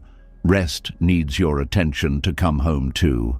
It needs your breath, your awareness, and your nervous system to receive the message. This moment does not need to be fought. But that message cannot be forced. You cannot shout safety into the body. You cannot bully yourself into calm. You cannot shame yourself into peace by saying, "Why am I like this? Why can't I just relax? Other people can rest. What is wrong with me?" Those questions only make the body more tense. The body does not soften under criticism. It softens under patience. It softens when you stop treating your own nervous system like an enemy and begin treating it like a tired animal that has been guarding the door for too long. There is a reason Buddhist practice often begins with the breath, not because breathing is a magic trick, but because the breath is always happening now. You cannot breathe yesterday's air. You cannot breathe tomorrow's air. You can only breathe this breath. So when you return to the breath, you are not escaping life. You are returning to the only place where life can actually be met. The breath becomes a small bridge from fear back into presence. It says, here, now, this body, this moment. And sometimes that is enough to loosen the grip by a little. The problem is that many people only meet the present moment as a threat. They sit still, and immediately the mind begins to search for what is missing, what is wrong, what might happen, what should be fixed, what was said, what was not said, what could fall apart. The present becomes a room filled with alarms. But Buddhist presence teaches something different. It teaches you to meet the present moment as it is before the mind covers it with fear. Right now you may be sitting. Right now air may be entering and leaving. Right now the floor may be holding you. Right now the room may be quiet. Right now there may be pain, but pain is not the same as danger. Right now, there may be uncertainty, but uncertainty is not the same as disaster. Right now, there may be tiredness, but tiredness is not failure. That distinction matters. Many people confuse discomfort with danger. A difficult feeling arises, and the body reacts as if something terrible is happening. A memory appears, and the chest tightens. A worry comes, and the stomach knots. A silence falls, and the mind rushes to fill it. But discomfort is not always danger. Sadness is uncomfortable, but it does not mean you are unsafe. Loneliness is uncomfortable, but it does not mean you are abandoned forever. Anxiety is uncomfortable, but it does not mean the future is already broken. The body learns safety when it slowly discovers that it can feel something difficult without needing to fight it immediately. This is where mindfulness becomes more than a word. Mindfulness is not about having a perfectly calm mind. It is about noticing what is happening without instantly running into reaction. If the mind says, something is wrong, mindfulness says, a thought is here. If the chest tightens, mindfulness says, tightness is here. If fear rises, mindfulness says, fear is here. That small naming creates space between you and the alarm. You are no longer completely swallowed by it. You are witnessing it. And what is witnessed with compassion begins to lose some of its power. Rest does not work when the mind believes it must solve everything before it can be calm. This is one of the deepest traps of exhaustion. You may tell yourself, I will rest after I figure this out. I will sleep after I know what to do. I will relax when everything is certain. I will breathe when I know nothing will go wrong. But life rarely gives that kind of perfect certainty. So your peace keeps getting postponed. The mind keeps working overtime, trying to create a world where nothing can hurt you. But no mind, no matter how clever, can control all of life. It can only exhaust itself trying. Buddhist wisdom does not promise a future without uncertainty. It teaches you how to rest without needing certainty first. This is not easy. It goes against the habits of a frightened mind. A frightened mind says, prepare more, think more, check more, control more. Presence says, come back to this breath. A frightened mind says, what if something goes wrong? Presence says, in this moment, can you feel the ground? A frightened mind says, you are not safe until everything is solved. Presence says, you can soften one small place before everything is solved. This is the beginning of training the body to trust life again, not blindly, but gently. Some people feel unsafe because they have lived too long in emotional unpredictability. When you do not know which version of someone you will meet, your body learns to scan. When peace at home can turn into conflict without warning, your body learns to listen for changes in tone. When love is mixed with criticism, silence, or withdrawal, your body learns that closeness can become danger. Later, even in quiet moments, you may still scan faces, messages, pauses, and moods. You may feel exhausted after spending time with people because your body was not only socializing, it was monitoring. This is why rest is not only about getting away from physical work. Sometimes rest requires getting away from emotional threat, or at least recognizing where your body still believes it is under threat. If your nervous system is constantly adjusting itself around someone else's moods, your body may not know how to relax even when you are alone. It may keep replaying conversations. It may keep checking if you said the wrong thing. It may keep wondering how others feel about you. This is not weakness. It is a learned survival pattern. And like many learned patterns, it can be softened with awareness, safety, and time. The Buddha often pointed toward the suffering created by clinging, aversion, and ignorance. In this kind of exhaustion, aversion plays a strong role. Aversion means pushing away what we do not want. The mind pushes away fear. It pushes away uncertainty. It pushes away vulnerability. It pushes away the memory of being hurt. But the pushing itself keeps the body tense. It is like holding a door shut against a strong wind. The energy is not only in the wind, it is in the holding. When you stop fighting every inner movement, the body begins to learn that not every sensation needs defense. This does not mean you let every thought take over. It means you stop treating thoughts as commands. A thought may say, "Something bad is coming." Mindfulness can answer, "Thank you, mind. You are trying to protect me, but right now I am here." A thought may say, "You cannot rest yet." Mindfulness can answer, "Rest is allowed in small pieces." A thought may say, "Stay alert." Mindfulness can answer, "I see the alertness. I can soften my hands anyway." This kind of inner dialogue may sound simple, but it is powerful because it changes the relationship between awareness and fear. You are no longer fighting fear with fear. You are meeting fear with steadiness. There is a great difference between being safe and feeling safe. Being safe is about the outer situation. Feeling safe is about the body's ability to receive that truth.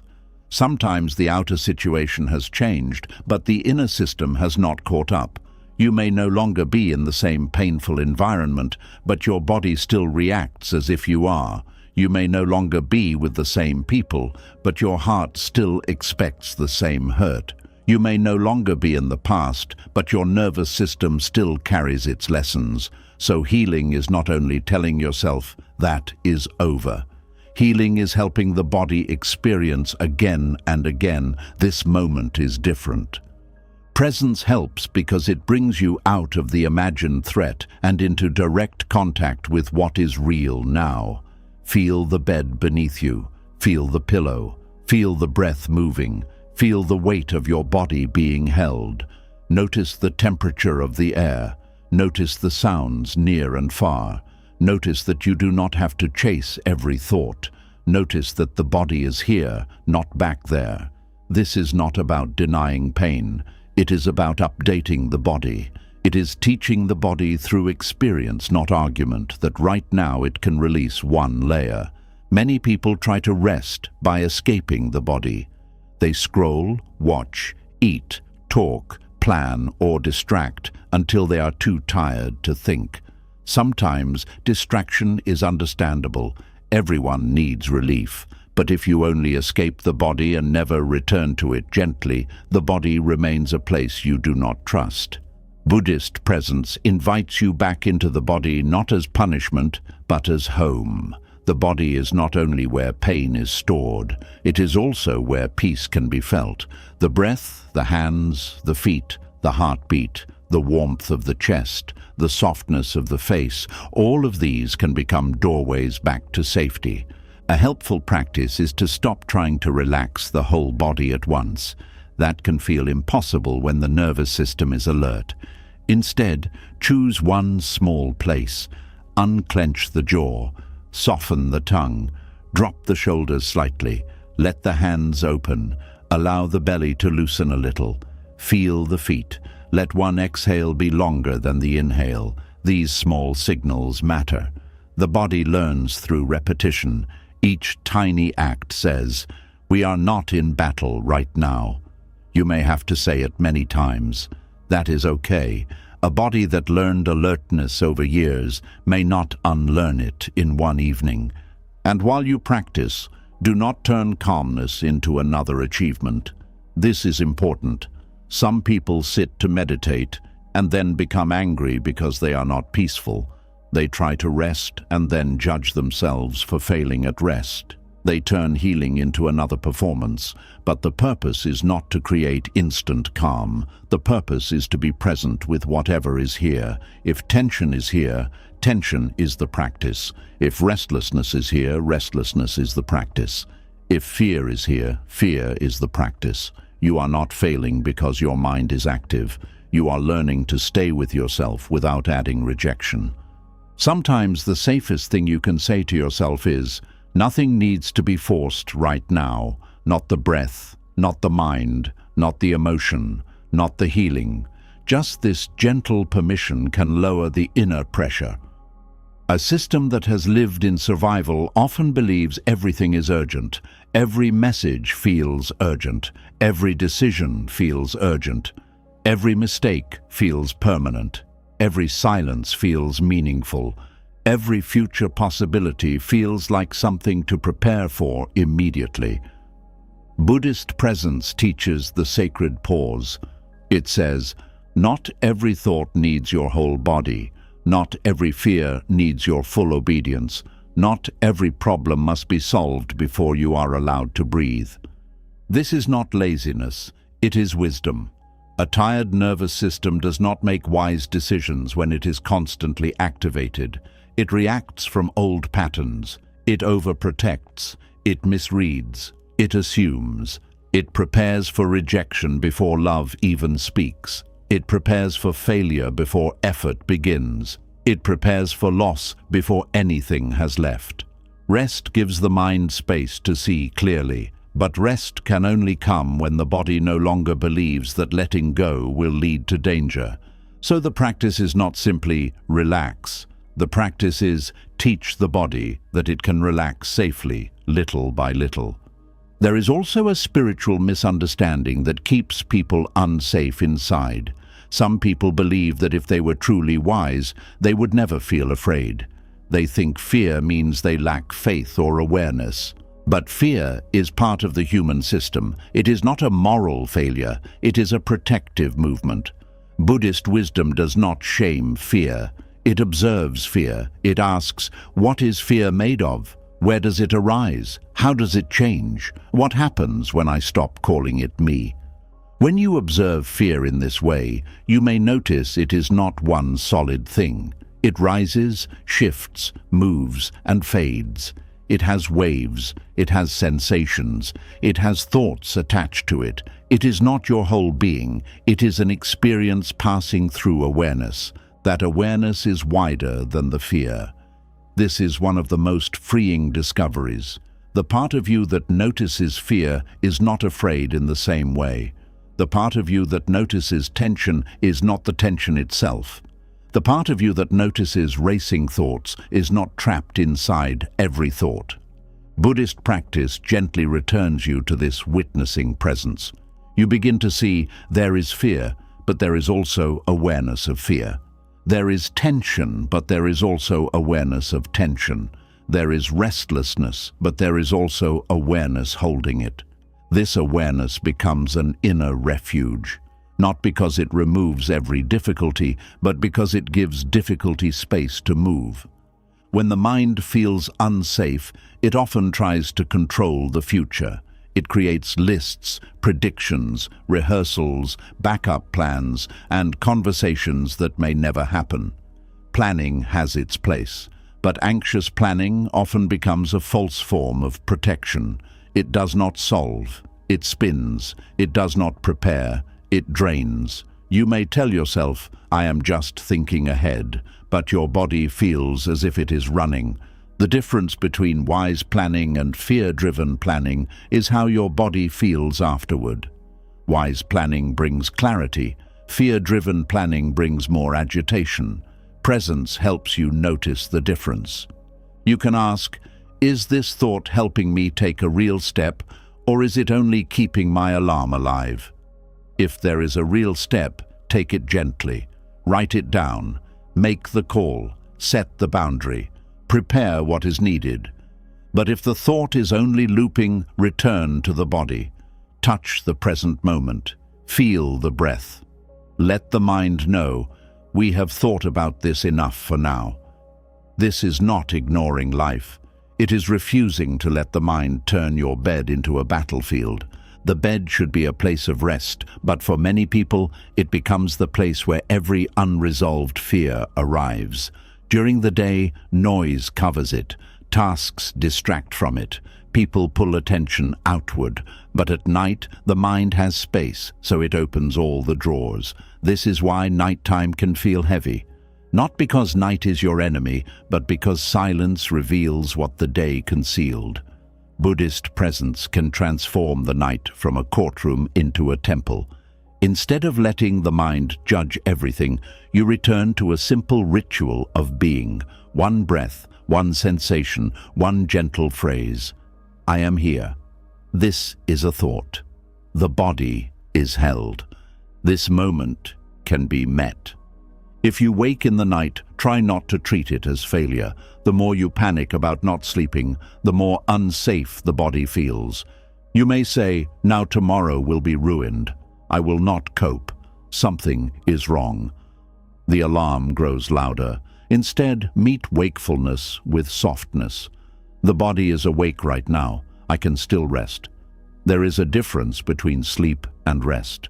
Even if sleep has not come yet, you can rest your resistance. You can rest your jaw. You can rest the effort to control. You can rest the story that this moment is a disaster. Sometimes when the body stops feeling pressured to sleep, sleep comes more naturally. And even when it does not, you have not spent the whole night fighting yourself.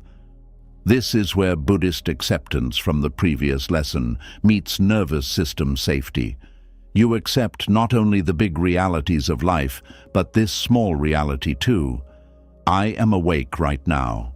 My mind is active right now. My body is tense right now. When you stop adding panic to wakefulness, you reduce the second layer of suffering. The first layer is being awake. The second layer is, this should not be happening. I cannot handle this. I must fix this immediately. The second layer is often what hurts most. Presence removes the extra fight. Another powerful practice is loving kindness toward the body. Many people speak to their bodies harshly. Why are you so tense? Why are you tired? Why can't you rest? Why are you like this? But the body has been trying to protect you. Even if its alarm is outdated, its intention is survival. So speak differently. Thank you for trying to protect me. You do not have to work so hard right now. I know you learned to stay ready. We are practicing softness now.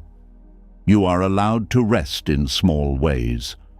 This kind language may seem simple, but the body responds to tone, even inner tone. A gentle inner voice can become part of the safety the body never had. There are also practical forms of presence that support rest. A steady evening rhythm can tell the body that the day is ending. Lower lights, slower movement, less argument with screens, a few quiet breaths, a hand on the heart or belly, a short reflection where you write down what can wait until tomorrow. Not because rituals are magical, but because the body learns through signals. If every night ends in stimulation, conflict, or mental rushing, the body has no clear bridge into rest. But when you repeat small, calming signals, the body slowly begins to understand, we are entering safety now. Still, do not make the ritual perfect. If you miss it, do not attack yourself. The path is not perfection, it is returning. Buddhism is full of returning. Returning to the breath, returning to awareness, returning to compassion, returning from thought, returning from fear, returning from the old habit of fighting. Every return matters. Even if you return for 3 breaths, you have interrupted the pattern. You have shown the body another possibility. Some people also feel unsafe because they are carrying too many unspoken truths. Rest becomes hard when you are living against yourself. If there are things you need to admit, boundaries you need to set, changes you need to make, or pain you keep minimizing, the body may stay restless because it knows something is unfinished. Presence does not mean you sit quietly and ignore what needs action. It means you become clear enough to know what action is wise. Sometimes the body will not relax because it is asking for honesty, not drama, not impulsive decisions, honest recognition. This situation is harming me.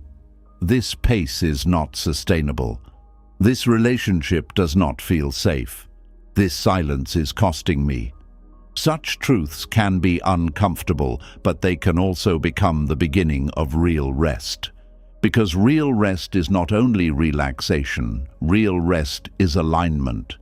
You can lie on a soft bed and still feel unsafe if your life requires you to betray yourself every day. You can take a vacation and still feel tense if you return to habits that keep your body in alarm. You can meditate and still feel uneasy if you use meditation to avoid necessary truth. Buddhist presence is not an escape from life. It is a way of seeing life clearly enough to stop living in ways that constantly disturb your inner ground. This is why the safest people often feel restful to be around. Not because they fix everything, but because you do not have to perform around them. You do not have to scan every word. You do not have to shrink. You do not have to guess which version of them will appear. Their presence says, "You can breathe here." In the same way, you can learn to become that kind of presence for yourself. A place inside where you do not have to be perfect to be held. A place where fear can arise without being mocked. A place where tiredness can speak without being called lazy. A place where the body can slowly lower its guard. This inner safety is built through repeated moments of non-abandonment. When fear comes, you do not leave yourself. When tension comes, you do not hate yourself. When rest does not come, you do not turn the night into punishment. When the mind races, you do not believe every thought. You stay near, you breathe, you notice. You soften one small place. You let the present moment be simpler than the mind says it is. And slowly, the body learns. It learns that not every silence is dangerous. It learns that stillness does not always mean something bad is coming. It learns that rest is not a trap. It learns that you can feel fear and remain kind. It learns that the present moment can hold you, even when the future is unclear. This learning may be slow, but it is sacred. A nervous system that has been guarding for years deserves patience, not pressure. So if rest has not been working for you, do not immediately assume you are broken. Ask softly, what part of me still feels unsafe? Is it the part that expects criticism? The part that fears being left? The part that learned peace can disappear quickly? The part that thinks it must solve everything alone? The part that feels guilty when it stops? The part that believes rest must be earned through exhaustion? Let the answer come without force. The answer may be a memory, a sensation, a tightness, a fear, or simply tears. Whatever comes, meet it like a tired child at the door, not with panic, not with shame, with presence. You do not need to fix the whole nervous system tonight. You do not need to become perfectly calm before you are worthy of rest. You only need to begin teaching your body that this moment does not need to be fought. One breath can teach it. One softened hand can teach it. One kind sentence can teach it. One evening without self-attack can teach it. One moment of noticing, I am here, not there, can teach it. This is how rest becomes possible again, not by forcing the body into stillness, but by helping it trust stillness. Not by commanding the mind to be quiet, but by showing it that every thought does not need to become a battle. Not by pretending fear is gone, but by holding fear in awareness until it no longer has to run the whole house. This is Buddhist presence in its most practical form. It is not distant or complicated. It is the art of returning to now with enough gentleness that the body finally begins to believe you. And when the body begins to believe you, rest changes. The bed becomes less like a place where thoughts attack and more like a place where the body can be held. Silence becomes less threatening. Breath becomes deeper. The face softens. The mind still thinks, but the thoughts feel less sharp.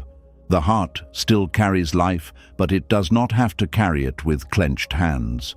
You begin to understand that safety is not always something the world gives perfectly.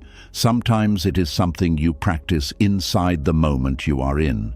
So let this be the quiet reminder. You are not failing at rest.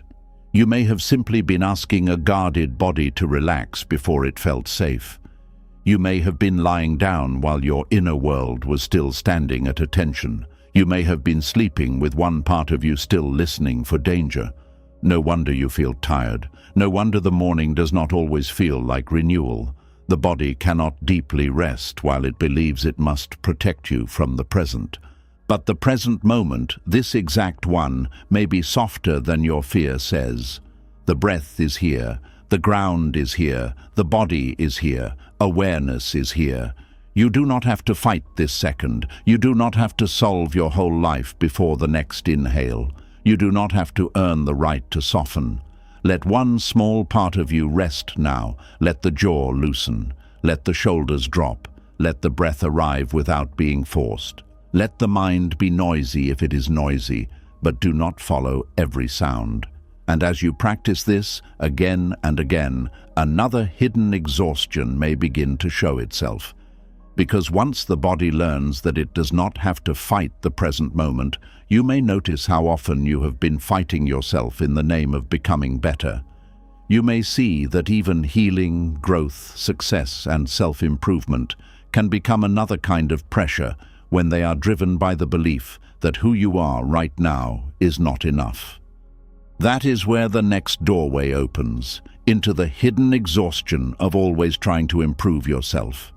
And once the body begins to understand that the present moment does not always need to be fought, another quiet pressure may come into view. It may not look like fear at first. It may look like discipline. It may look like ambition. It may look like healing. It may look like becoming better. But underneath it, there may be a tired voice saying, "I am not enough yet. I must keep working on myself before I can be at peace."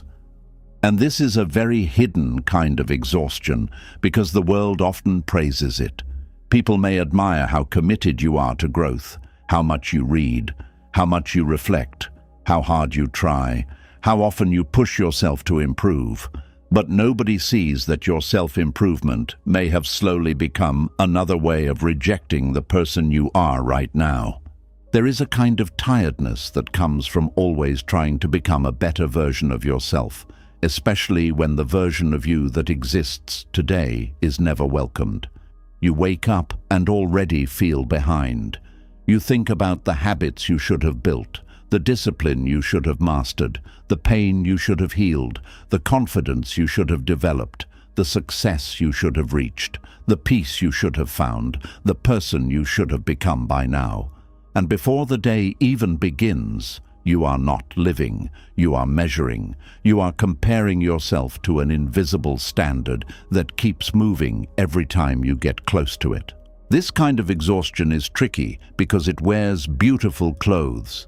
It calls itself growth. It calls itself healing. It calls itself purpose. It calls itself self-development. And sometimes, yes, growth is needed. Healing is needed. Discipline is needed. Learning is needed. Change is needed. But when all of these are driven by the belief that you are unacceptable as you are, they become heavy. They stop being acts of care and become acts of punishment. You are no longer watering a garden. You are beating the soil and demanding flowers. Buddhist wisdom sees this clearly. It teaches that suffering often grows from craving and aversion. Craving says, "I must become something else before I can rest." Aversion says, "I cannot stand what I am right now." When these two forces rule your inner life, even your healing becomes restless. You meditate because you hate your anxiety. You read because you hate your confusion. You work hard because you hate feeling ordinary. You improve your body because you hate how it looks. You chase success because you hate feeling behind. You practice kindness because you hate your anger. You try to become spiritual because you hate being human. And because the root is rejection, the fruit is exhaustion. There is a difference between growing from love and growing from shame.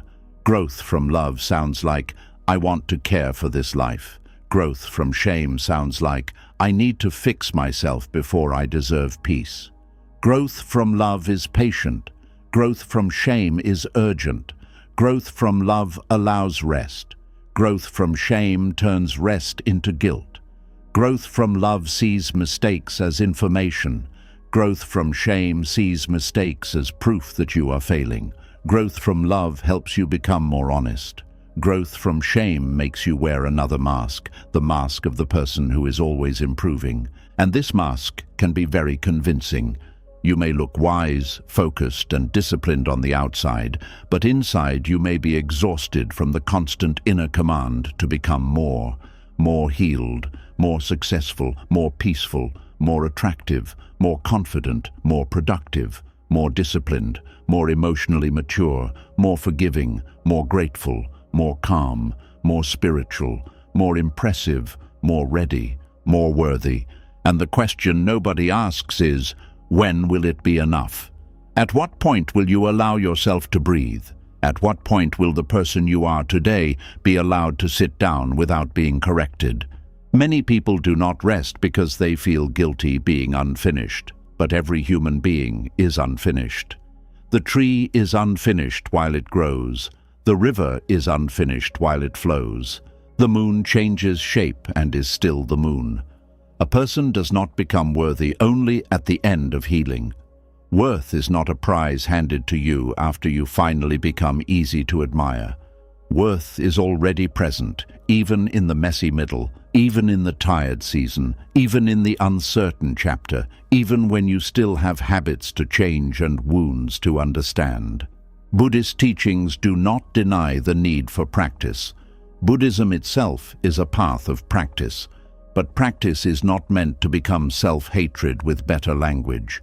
Meditation is not a whip. Mindfulness is not a test. Compassion is not something you earn after you stop struggling. The path is not about becoming someone perfect. It is about waking up. And waking up begins here, not in some future version of you that has no fear, no anger, no confusion, no longing, and no scars. This is where many people misunderstand healing. They think healing means reaching a point where nothing hurts anymore. But healing often means learning how to stop abandoning yourself when something hurts. It means you no longer turn every wound into a reason to hate who you are. It means you can feel pain without calling yourself broken. You can notice anxiety without declaring yourself weak. You can make a mistake without turning your whole identity into failure. You can have an emotional day without deciding all your progress has disappeared. Healing is not becoming untouchable. Healing is becoming more present, more honest, and more compassionate with the life moving through you.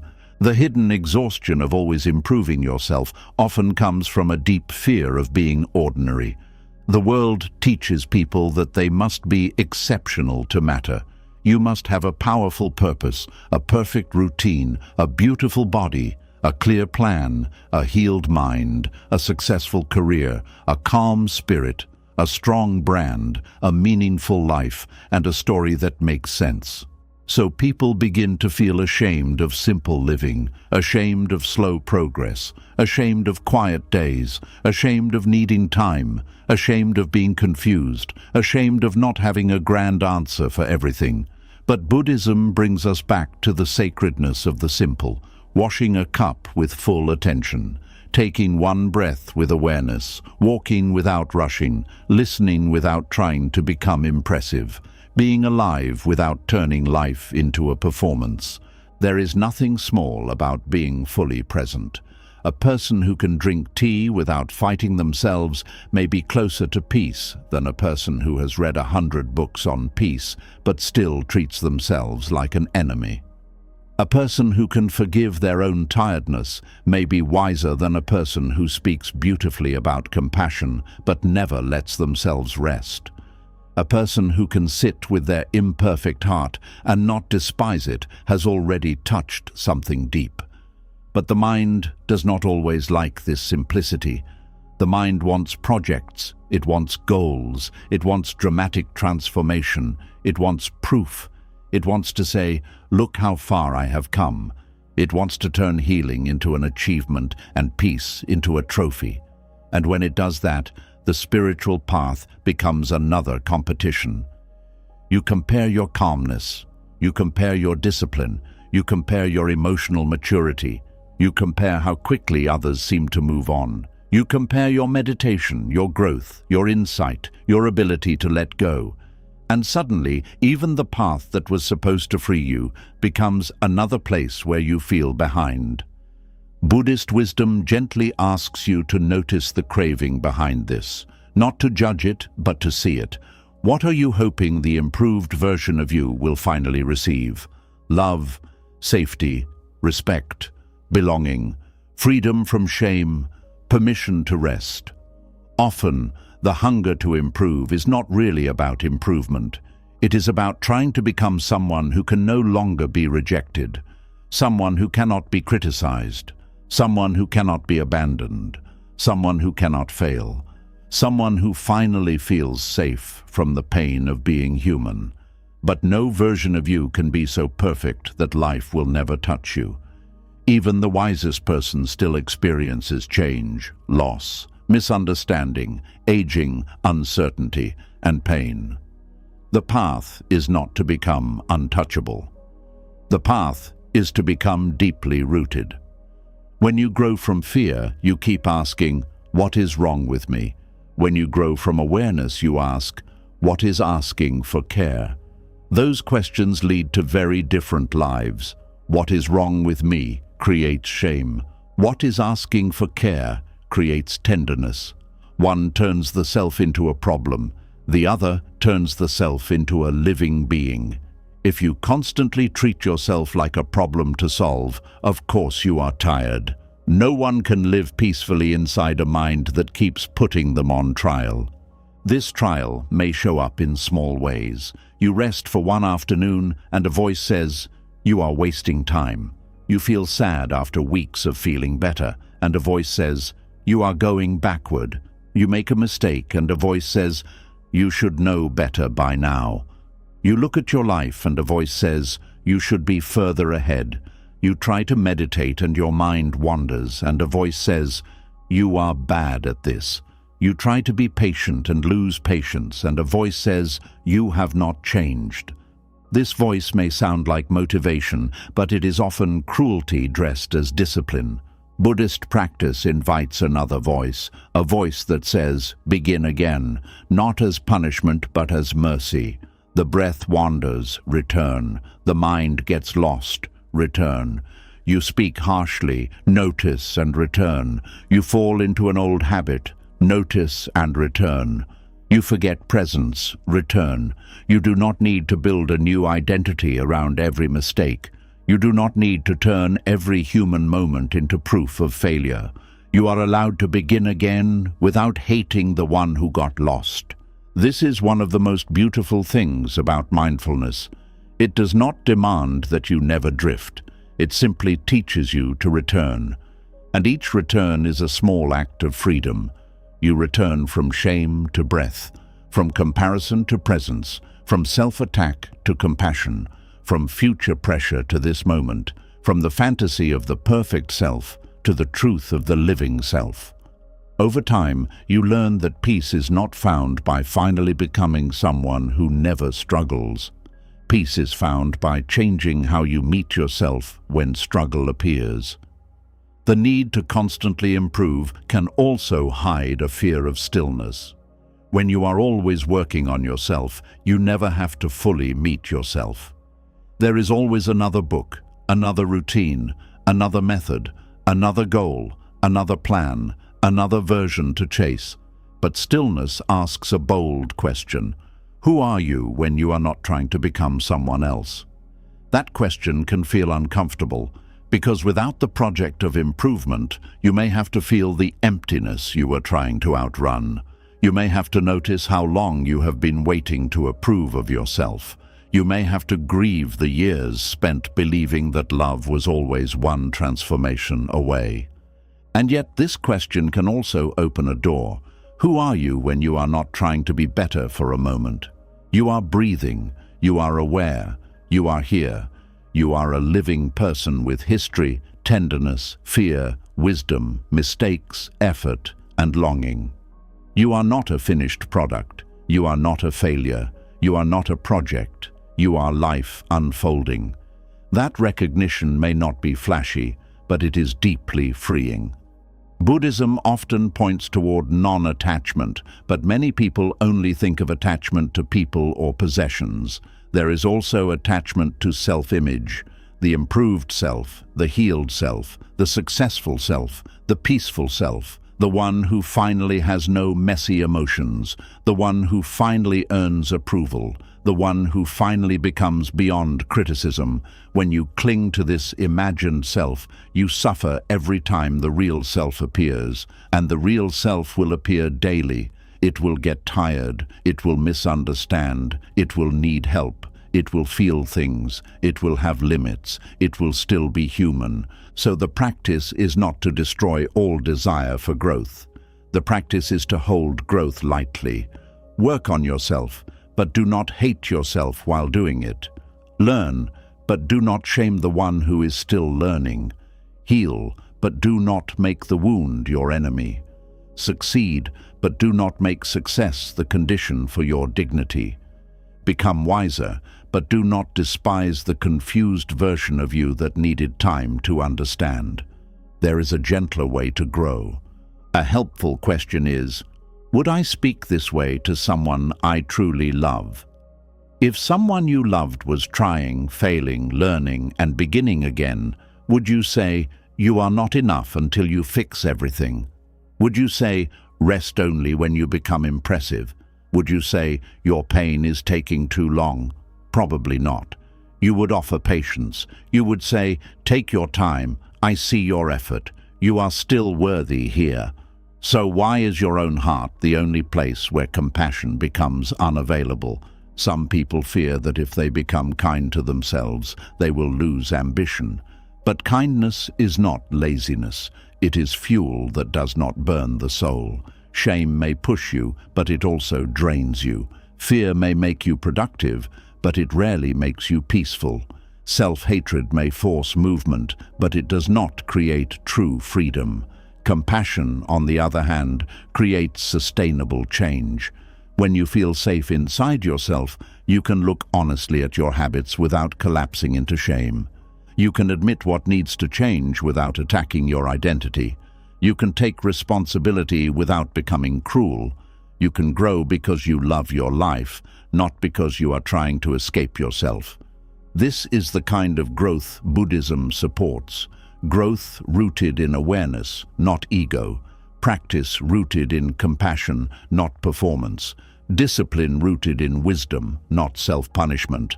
The Buddha did not teach people to become impressive. He taught the end of unnecessary suffering.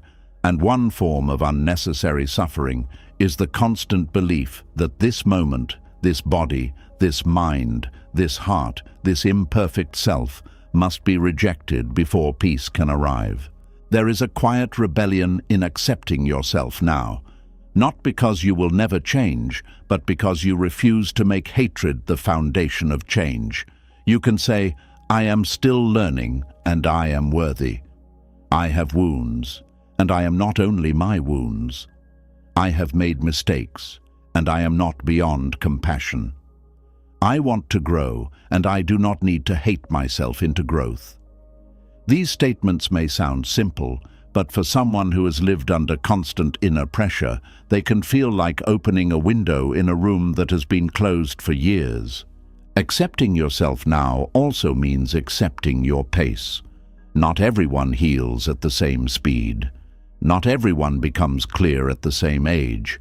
Not everyone has the same nervous system, history, support, energy, or responsibilities. Some people had to survive before they could grow. Some had to grieve before they could plan. Some had to rest before they could dream again. Some had to unlearn fear before they could trust themselves. You are not late because your path required more tenderness. You are not weak because your healing has layers. A deep wound does not become shallow just because the world is impatient. There is also wisdom in knowing that some seasons are not for improvement. Some seasons are for recovery. Some are for grieving. Some are for simplifying. Some are for listening. Some are for rebuilding trust with your own body. Some are for becoming honest about what you can no longer carry. But a mind addicted to improvement will try to turn every season into production. Even rest becomes optimized. Even healing becomes scheduled. Even sadness becomes something to overcome quickly. This is how people lose the sacredness of being human. They become managers of their own transformation instead of tender witnesses to their own unfolding. Buddhist presence invites you to sit with the person you are now, not as a problem, but as a guest. What if you welcomed yourself today?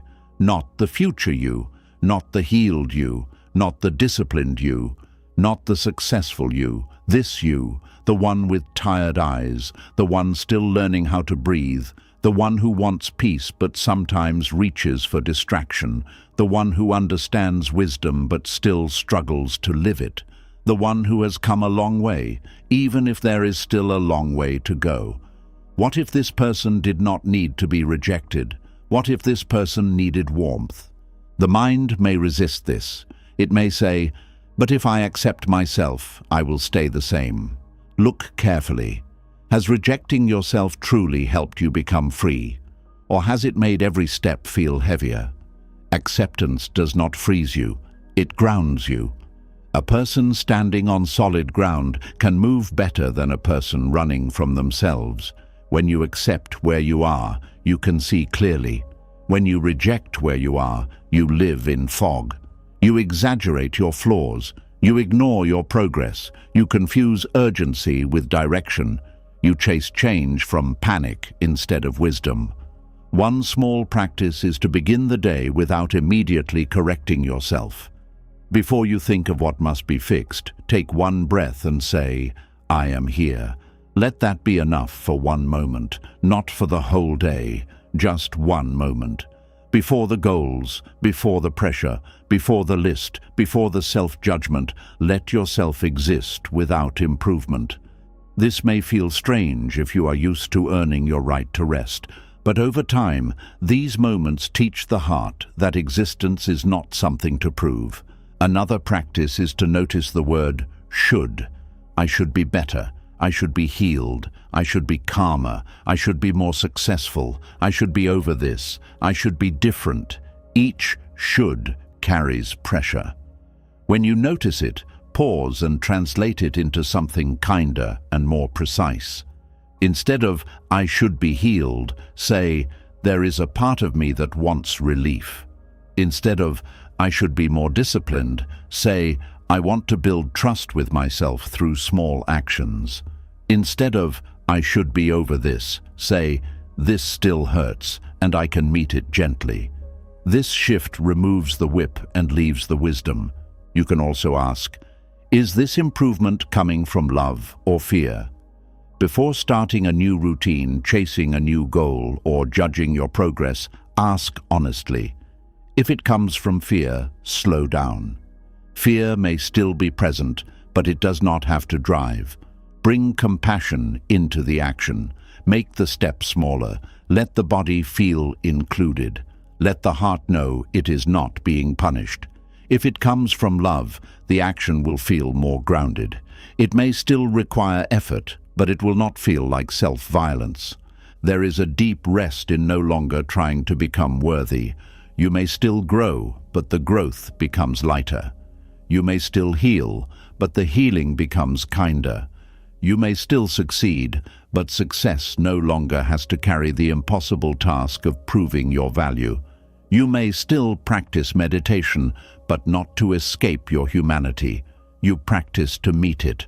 You may still want to become more patient, more honest, more wise, but not because the current you is disgusting, because the current you is precious enough to be cared for.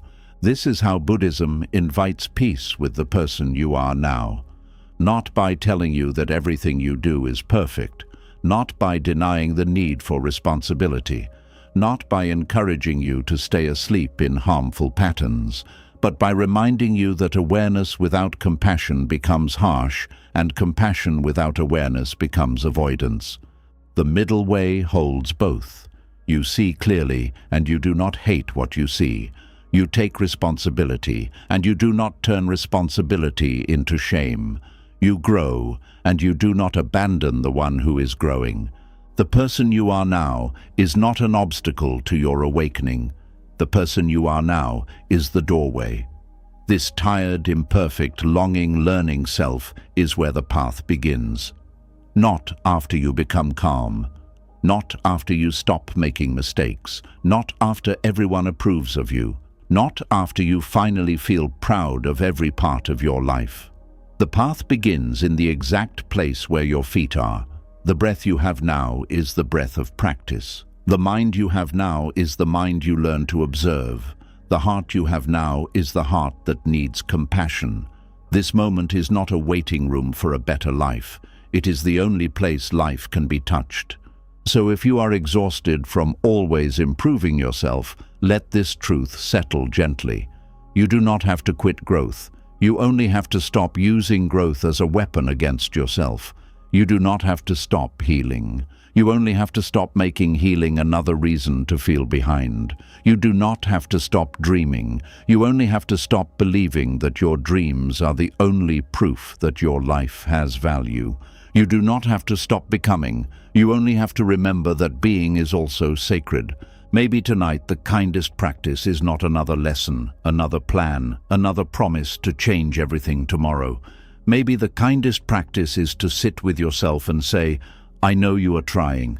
I know you are tired. I know you want to become better, but you are allowed to be here too. Let the current version of you be included in your compassion. Let the unfinished parts breathe. Let the pressure soften.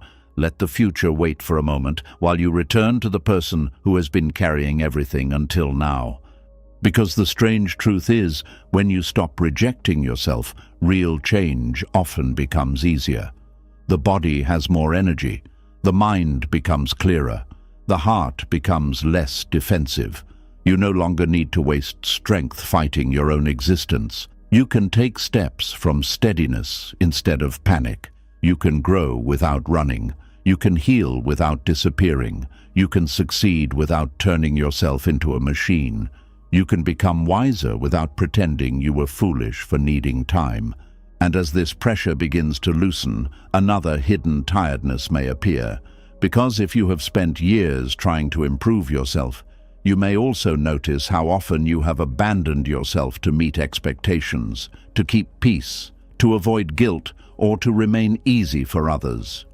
You may see that exhaustion does not only come from the goals you chase, but from the moments you leave your own truth behind. That is where the next doorway opens, into the tiredness that comes when you keep saying yes, while something inside you is quietly saying no. And once you stop using growth as a weapon against yourself, a deeper question begins to appear. If you are already worthy as you are, why do you keep leaving yourself behind to be accepted by others? Why do you keep saying yes when your body is asking for no? Why do you keep swallowing hurt to keep the room peaceful? Why do you keep calling it kindness when it quietly costs you your own inner home? This is where another kind of tiredness begins, not from trying to become better, but from disappearing little by little in places where your truth was asking to be honored. There is a kind of exhaustion that comes from self-abandonment. It does not always arrive as one dramatic breakdown. It comes slowly. It comes each time you betray your own need to protect someone else's comfort. It comes each time you feel hurt but say nothing because you do not want to be difficult. It comes each time you agree when your whole body is quietly resisting.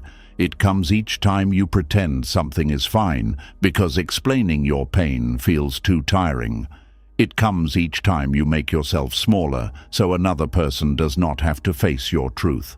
And after a while, you do not only feel tired, you feel far away from yourself.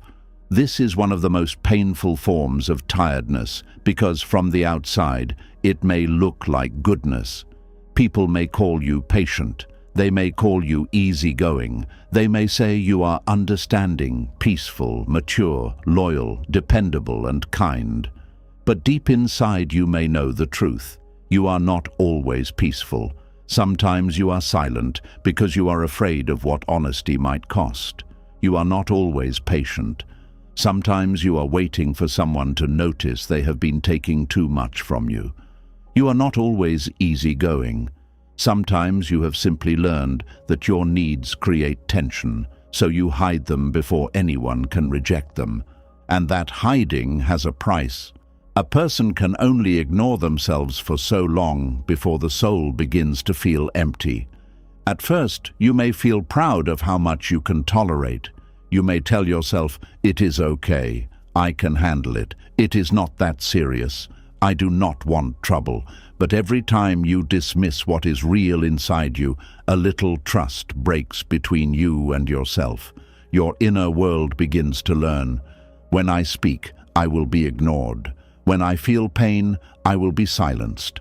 When I need something, I will be told to wait."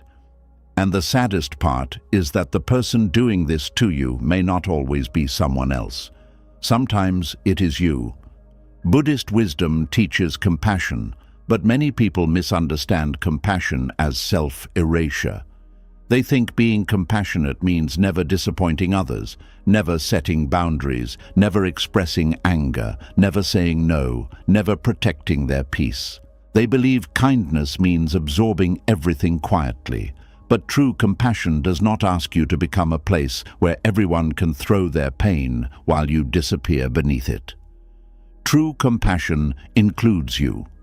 If your kindness requires you to betray your own heart, it is no longer pure kindness.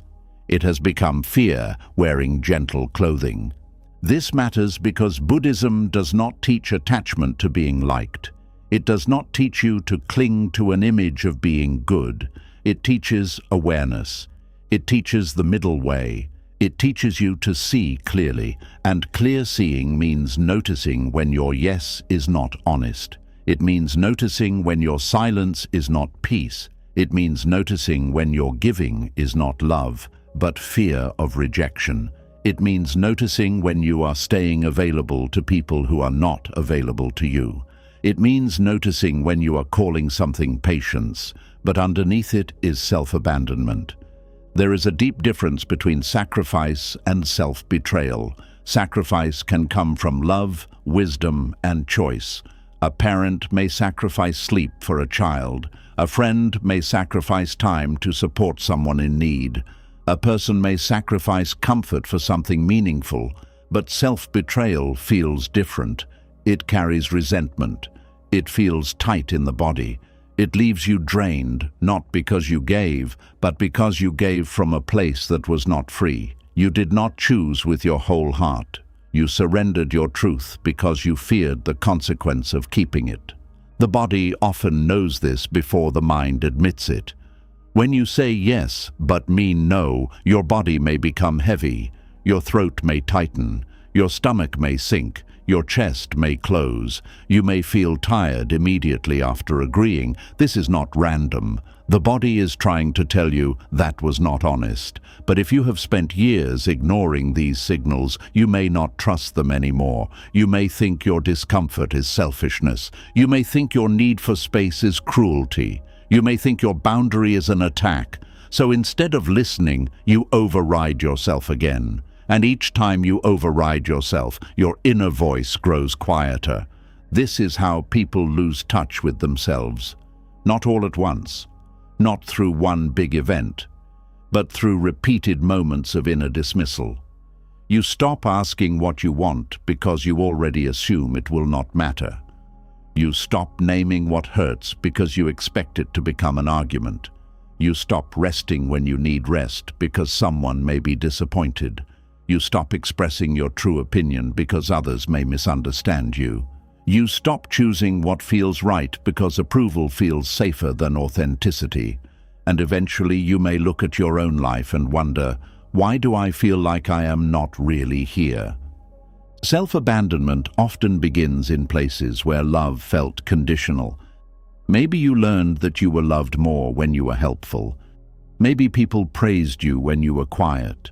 Maybe you were accepted when you performed well, stayed calm, gave more, complained less, or needed nothing. Maybe your feelings were treated as too much, so you learned to make them small. Maybe conflict felt dangerous, so you became skilled at preventing it, even when preventing conflict meant betraying yourself. These patterns do not come from nowhere. They usually begin as survival. But what helped you survive one season may exhaust you in another. This is why it is important not to shame yourself for self-abandoning.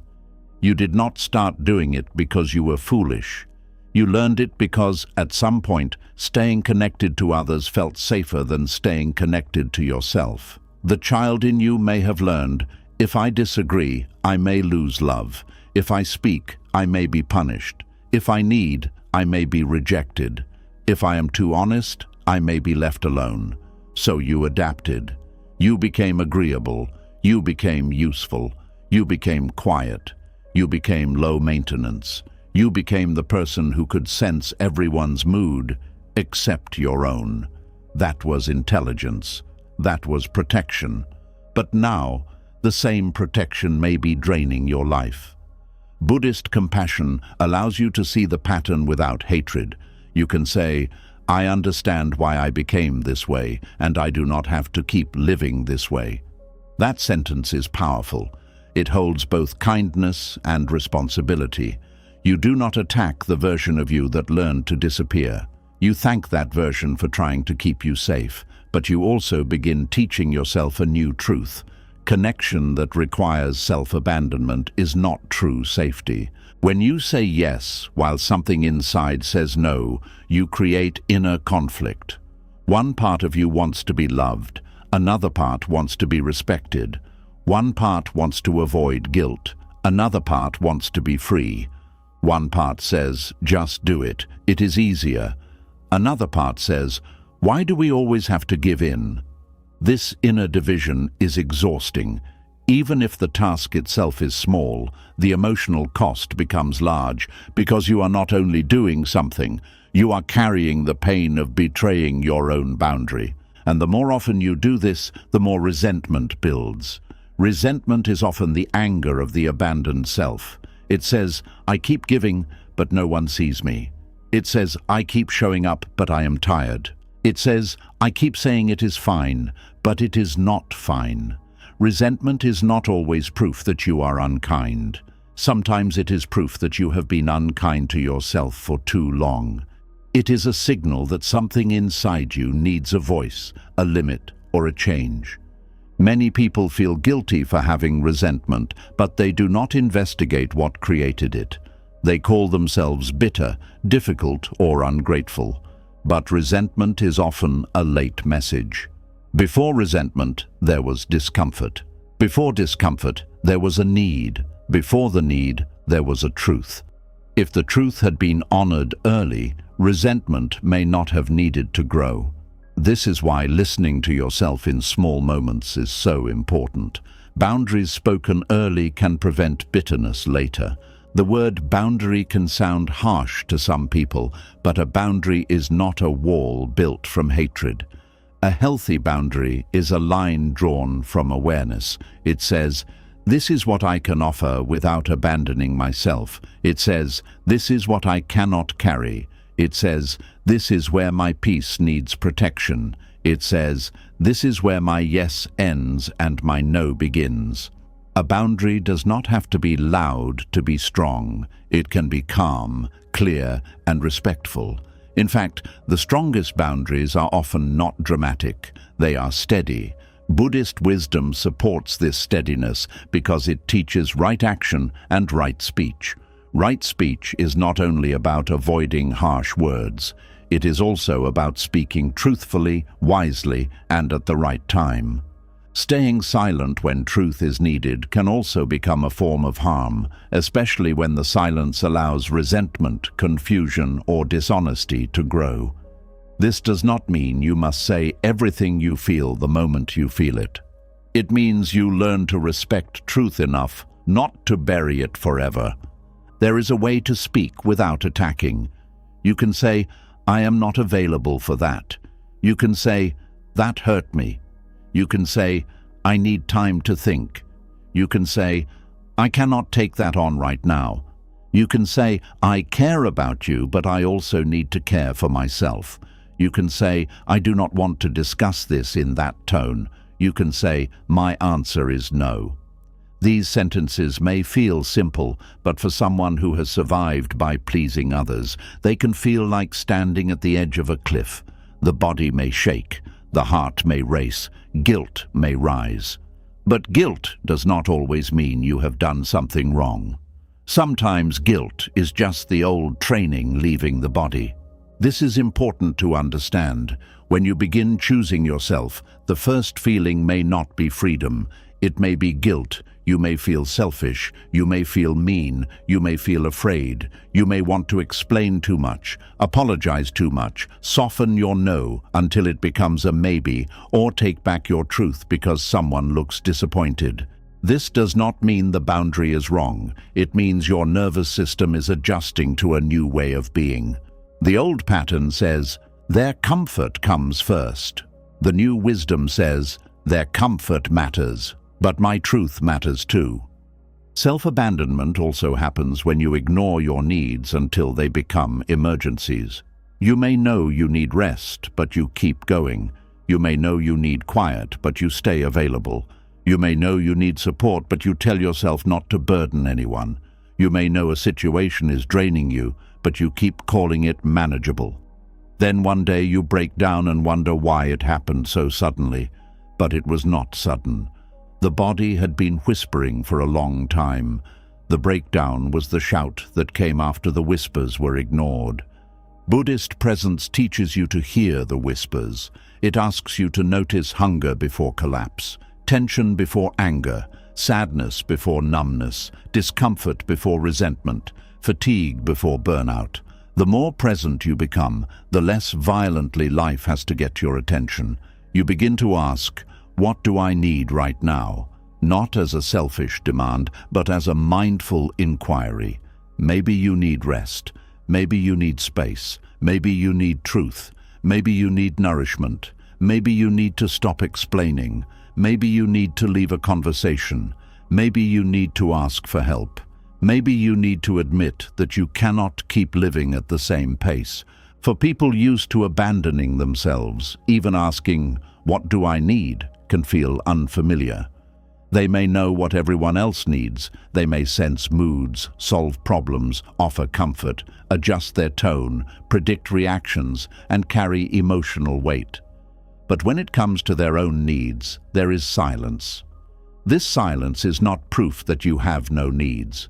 It is proof that you have spent too long practicing disconnection from yourself.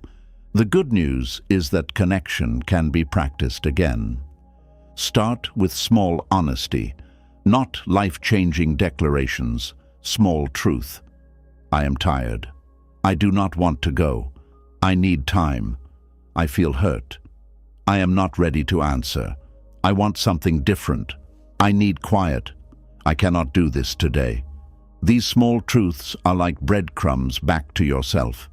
Every honest sentence tells your inner world, "I am listening now." And the more you listen, the more your inner voice returns. There is also a form of self-abandonment that hides behind being understanding. You may understand why someone acts the way they do. You may understand their pain, their childhood, their stress, their fear, their limitations. But understanding someone does not mean you must let their behavior keep harming you. Compassion without wisdom becomes self-neglect. You can understand the fire and still not stand inside it. You can understand the wound and still not let it wound you. You can wish someone healing and still step back from their chaos. This is not cruelty, it is clarity. Buddhist compassion is not blind softness. It is not letting every person cross every line because they are suffering. True compassion sees the whole picture. It sees their pain and it sees your pain too. It sees their humanity and it does not forget yours. It acts with kindness but also with discernment. Without discernment, compassion can become a doorway to exhaustion. With discernment, compassion becomes wise love. Another reason self-abandonment is so tiring is that it creates an inner sense of loneliness. You may be surrounded by people, but if you are always adjusting, hiding, pleasing, and swallowing yourself, You will still feel alone because the real you is not being included. People may love the version of you that never says no, but the part of you with needs will feel unseen.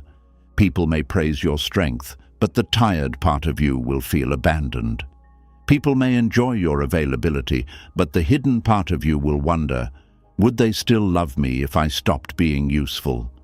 This is a painful question, but it is also a freeing one, because real love does not require you to disappear. Real connection can survive honesty.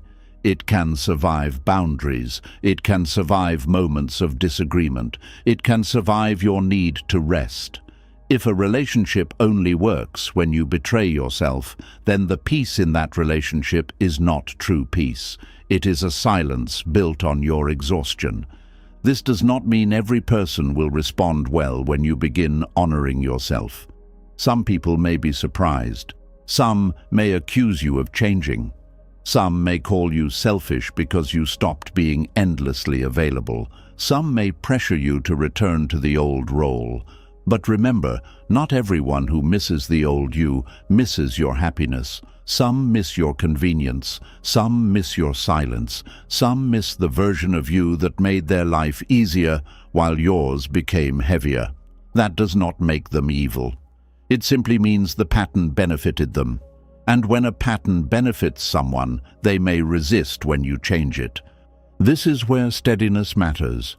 You do not need to fight everyone to choose yourself. You do not need to make long speeches. You do not need to prove that your boundary is valid enough. You can be gentle and firm. You can repeat yourself without anger. You can let others have their reactions without making their reactions your responsibility. This is part of growing out of self-abandonment, allowing other people to feel disappointed without rushing to rescue them from it. For many people, this is difficult because they confuse someone's disappointment with danger. If someone is upset, they feel they must fix it immediately. If someone is quiet, they assume they have done something wrong. If someone disagrees, they feel unsafe. But another person's emotion is not always your emergency. Their disappointment may be uncomfortable, but it does not automatically mean you should betray yourself to remove it. Sometimes the most healing thing you can do is stay present while someone else adjusts to your truth. Buddhist mindfulness helps here because it teaches you to observe discomfort without obeying it. Guilt arises. You notice guilt. Fear arises. You notice fear. The urge to over-explain arises. You notice the urge.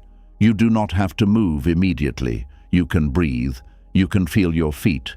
You can return to the body. You can ask, am I about to act from wisdom or from fear? This pause can save you from repeating the old pattern.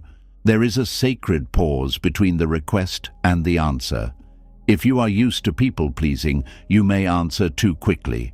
Someone asks for your time, and you say yes before checking your energy.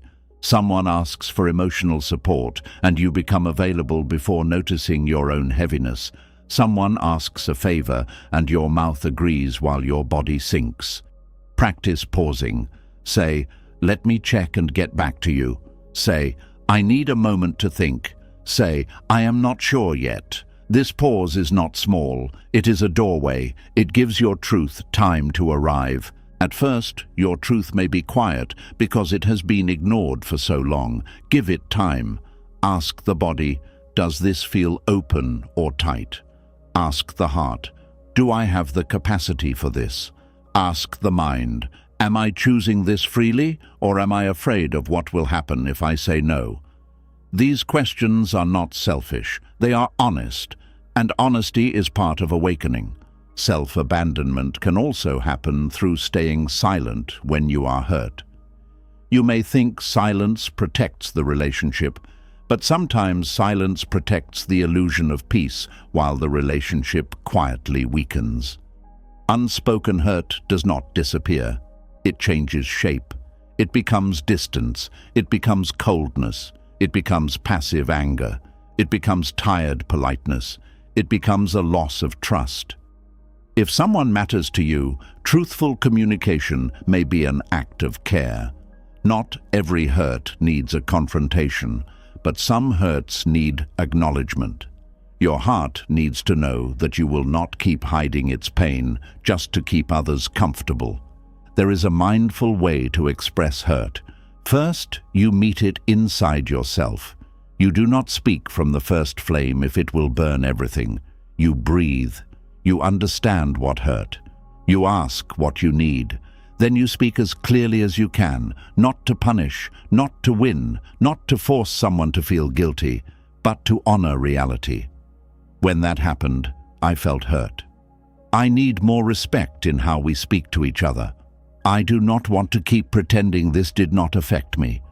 Such honesty can feel frightening, but it restores dignity. Even if the other person does not respond perfectly, you have not abandoned yourself. And sometimes honoring yourself means accepting that some people cannot meet you in the truth. They may dismiss, defend, mock, twist, or avoid. That is painful, but it is still information. When you stop abandoning yourself, you begin to see relationships more clearly, not through fantasy, not through fear, through reality. You learn who can hold your truth and who only wants your silence. You learn where love has room to grow and where you have been surviving on hope. Clarity may hurt, but confusion is more exhausting. Ignoring your needs can also drain your sense of joy. Needs are not only about survival. You may need beauty, creativity, play, quiet, friendship, movement, solitude, laughter, prayer, nature, learning, or meaningful work. When you abandon these needs for too long, life becomes mechanical. You do what must be done, but you no longer feel nourished. You may call yourself responsible, but responsibility without nourishment becomes emptiness. Even a lamp needs oil. Even a heart that loves others needs to be fed. Buddhist wisdom does not reject ordinary nourishment. It invites you to be present with life. To drink tea and know you are drinking tea. To walk and know you are walking. To rest and know you are resting. To be with people and know whether your heart feels open or strained. To care for the body as part of the path. You cannot walk a path of awakening while treating your own being as disposable. Your life is not just something to be used for others. It is something to be inhabited. Coming back to yourself may feel uncomfortable at first because you are returning to a place you have neglected. There may be grief there. You may realize how long you have ignored your own voice. You may feel sadness for the years you spent pleasing people who still were not satisfied. You may feel anger over the times you made yourself small. Let that come with compassion. Do not turn the realization into self-blame. The purpose is not to punish yourself for leaving. The purpose is to return.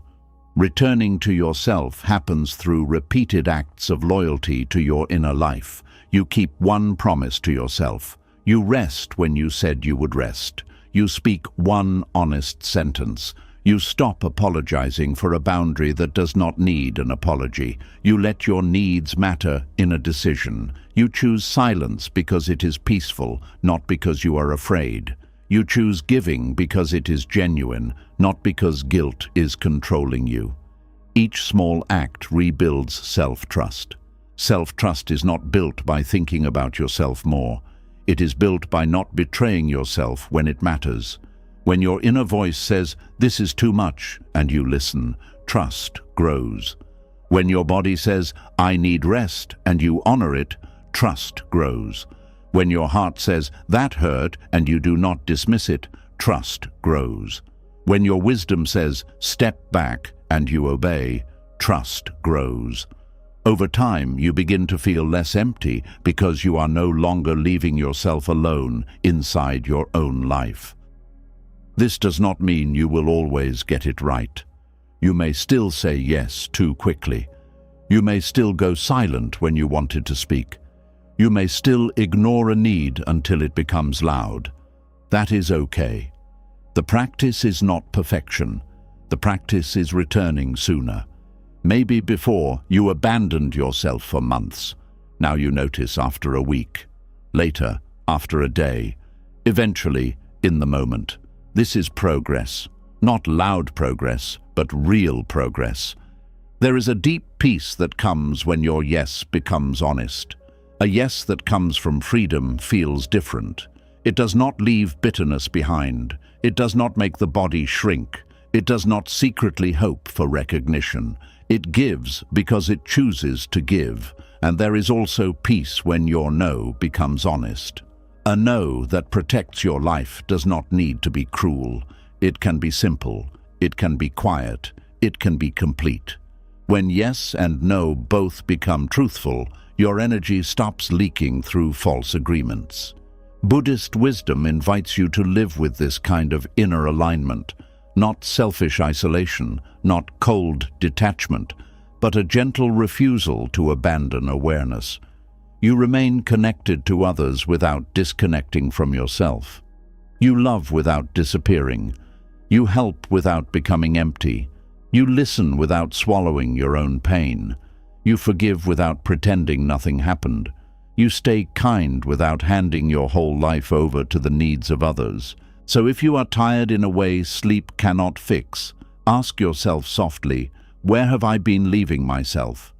Is it in your relationships, your work, your family, your friendships, your habits, your silence, your yes, your refusal to ask for help, your fear of disappointing people, your need to be seen as easy?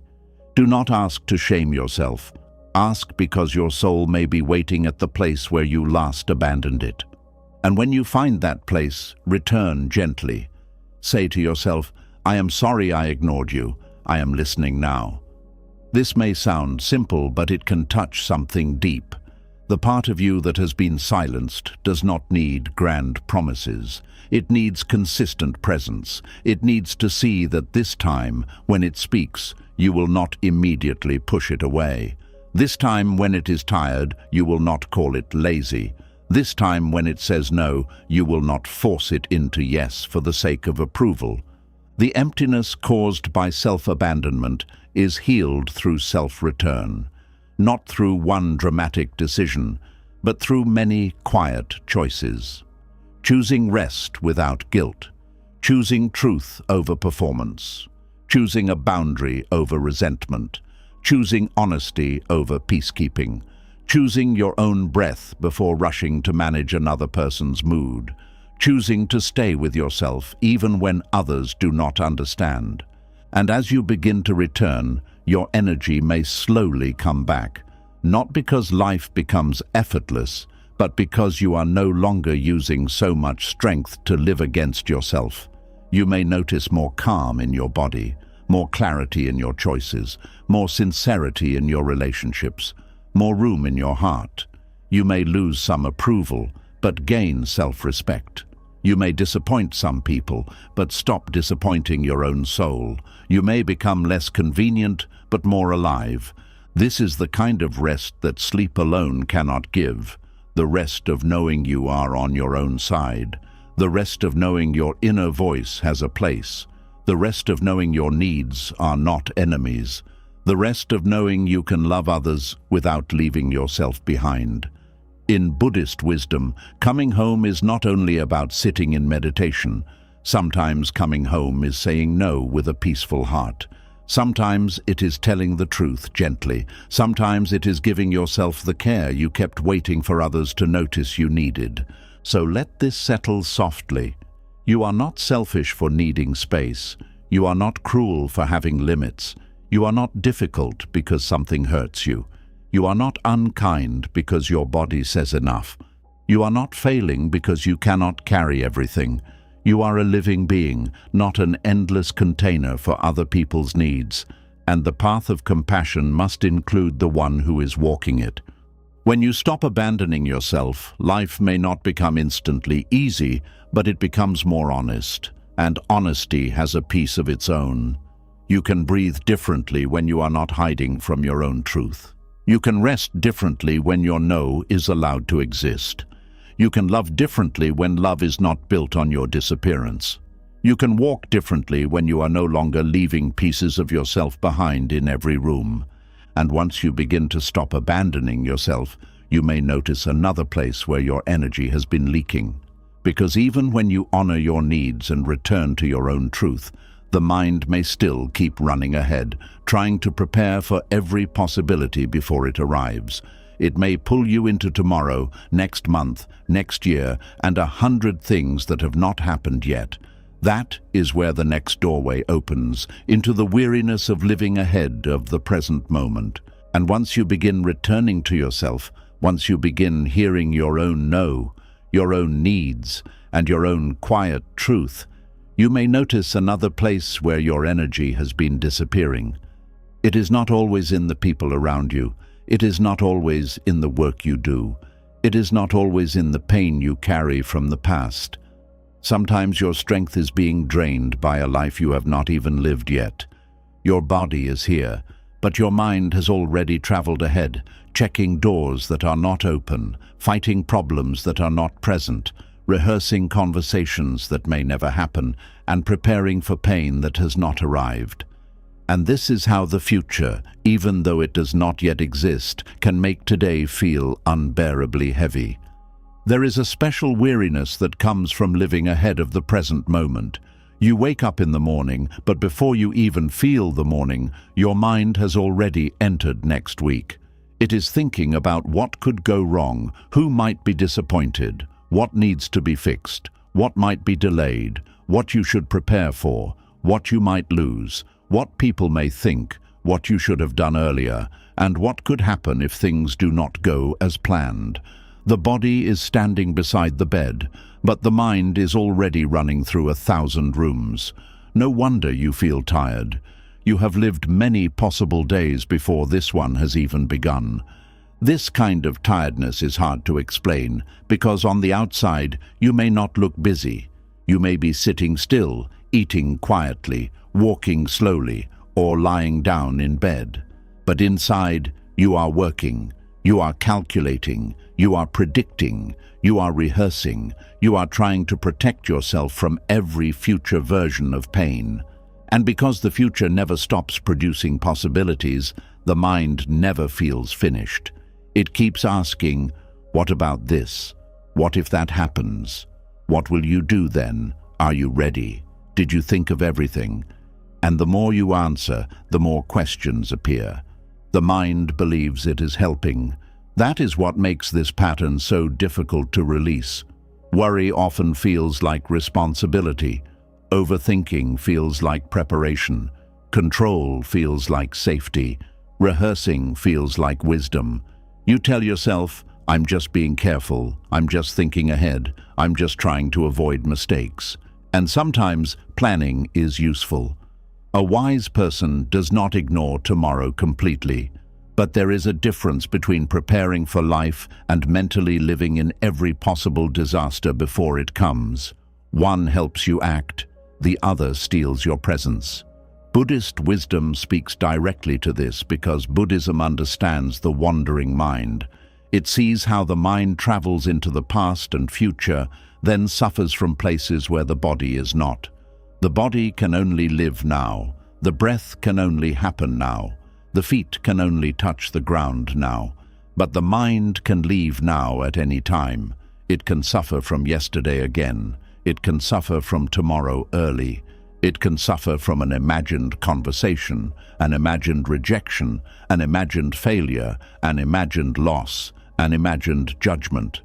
And although none of these may be happening in this moment, the body still reacts as if they are real. That is the quiet danger of living ahead of the present.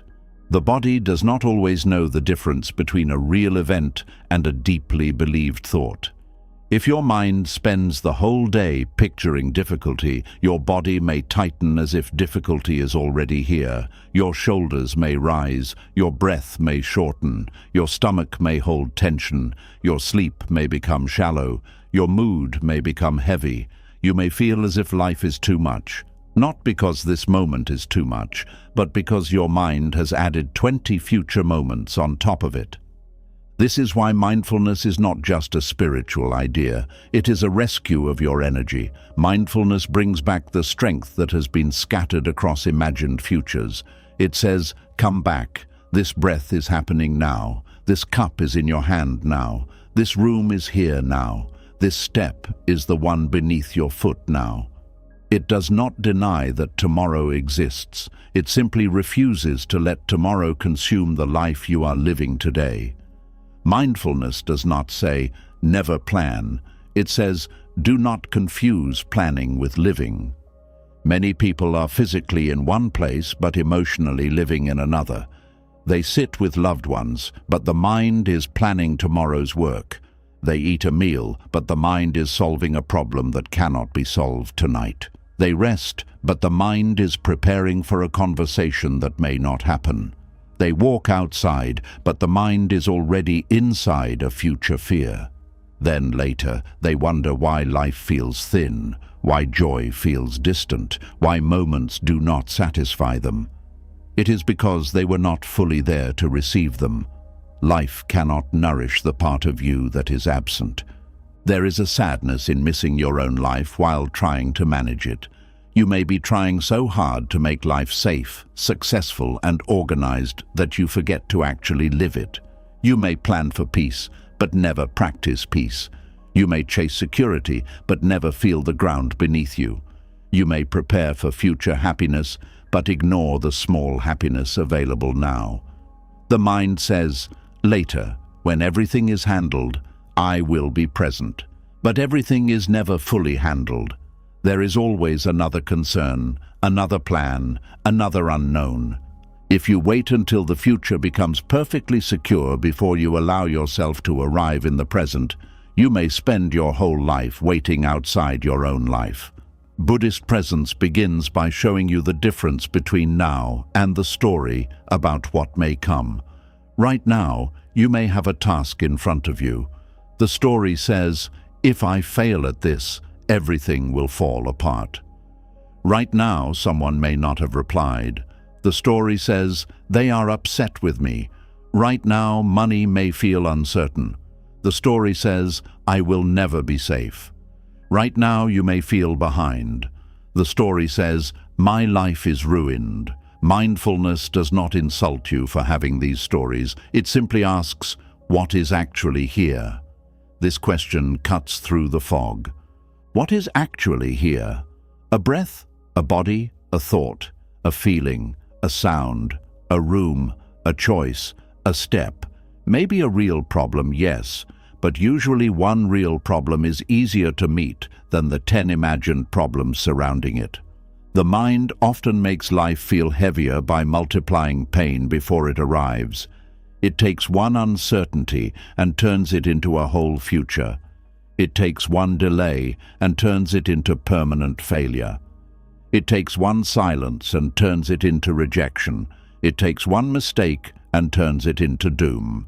Mindfulness helps you return to scale.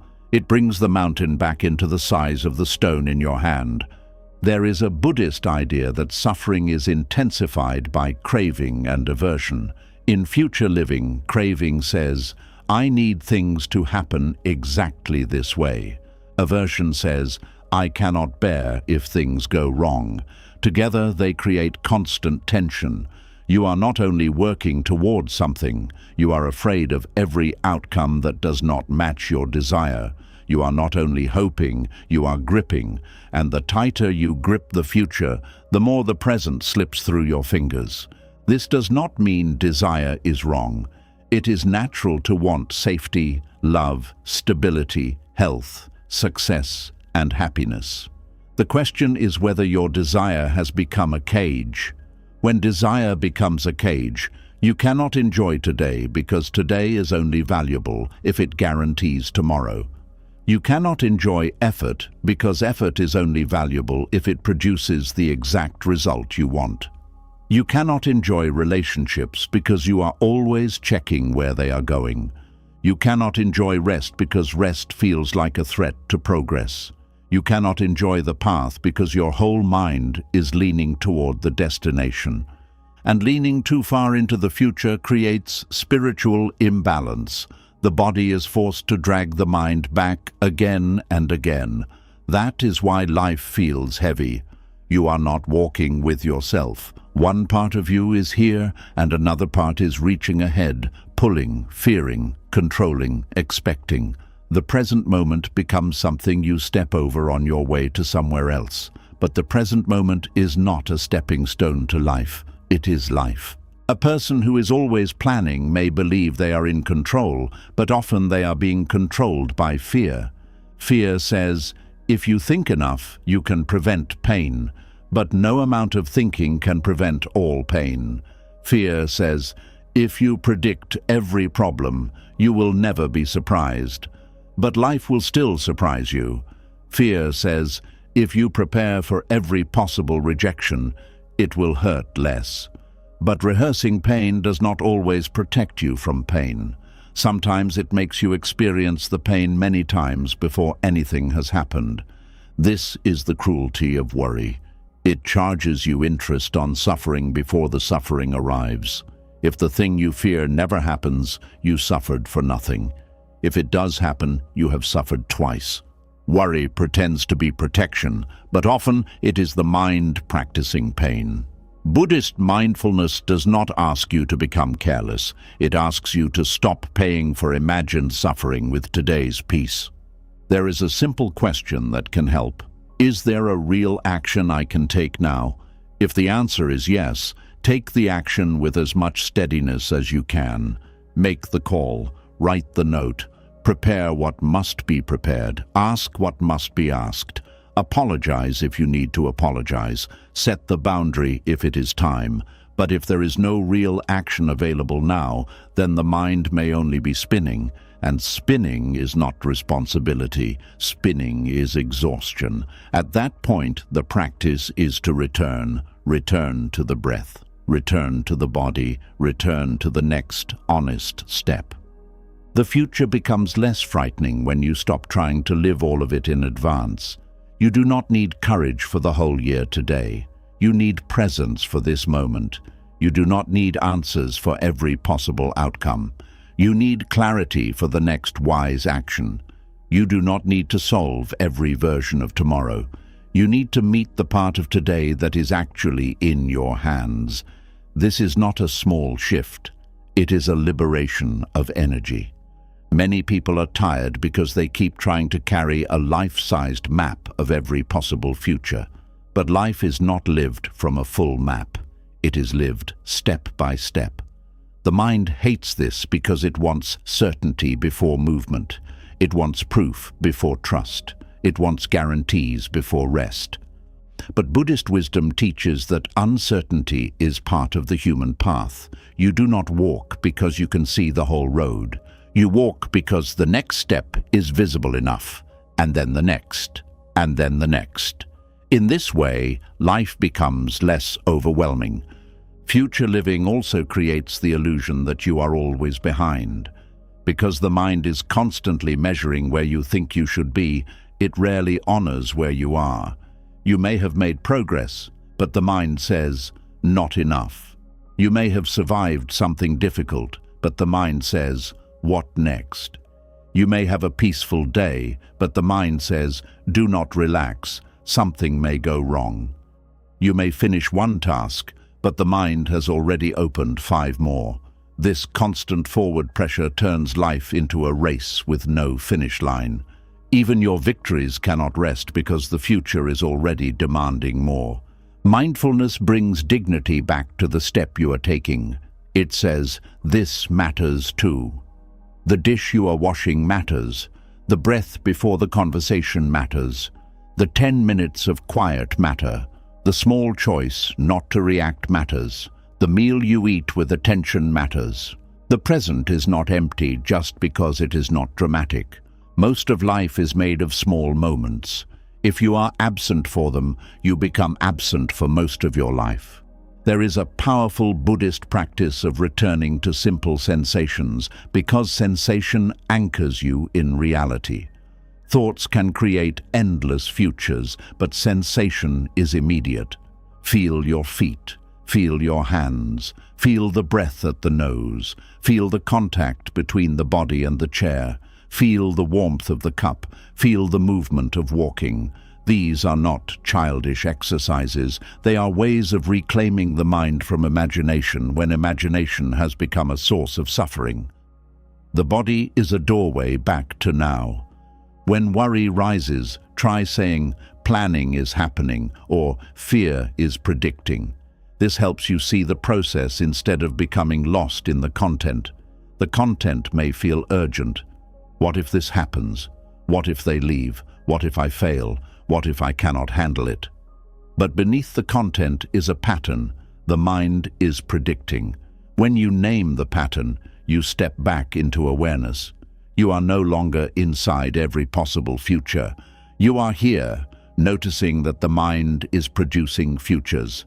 That noticing is freedom. There is also the weariness of rehearsing conversations before they happen.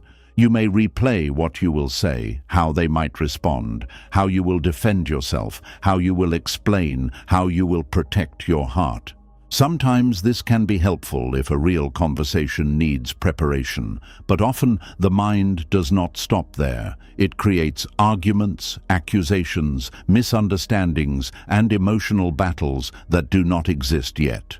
By the time you see the person, you are already tired from a fight they never attended. This is how the imagined future can affect real relationships.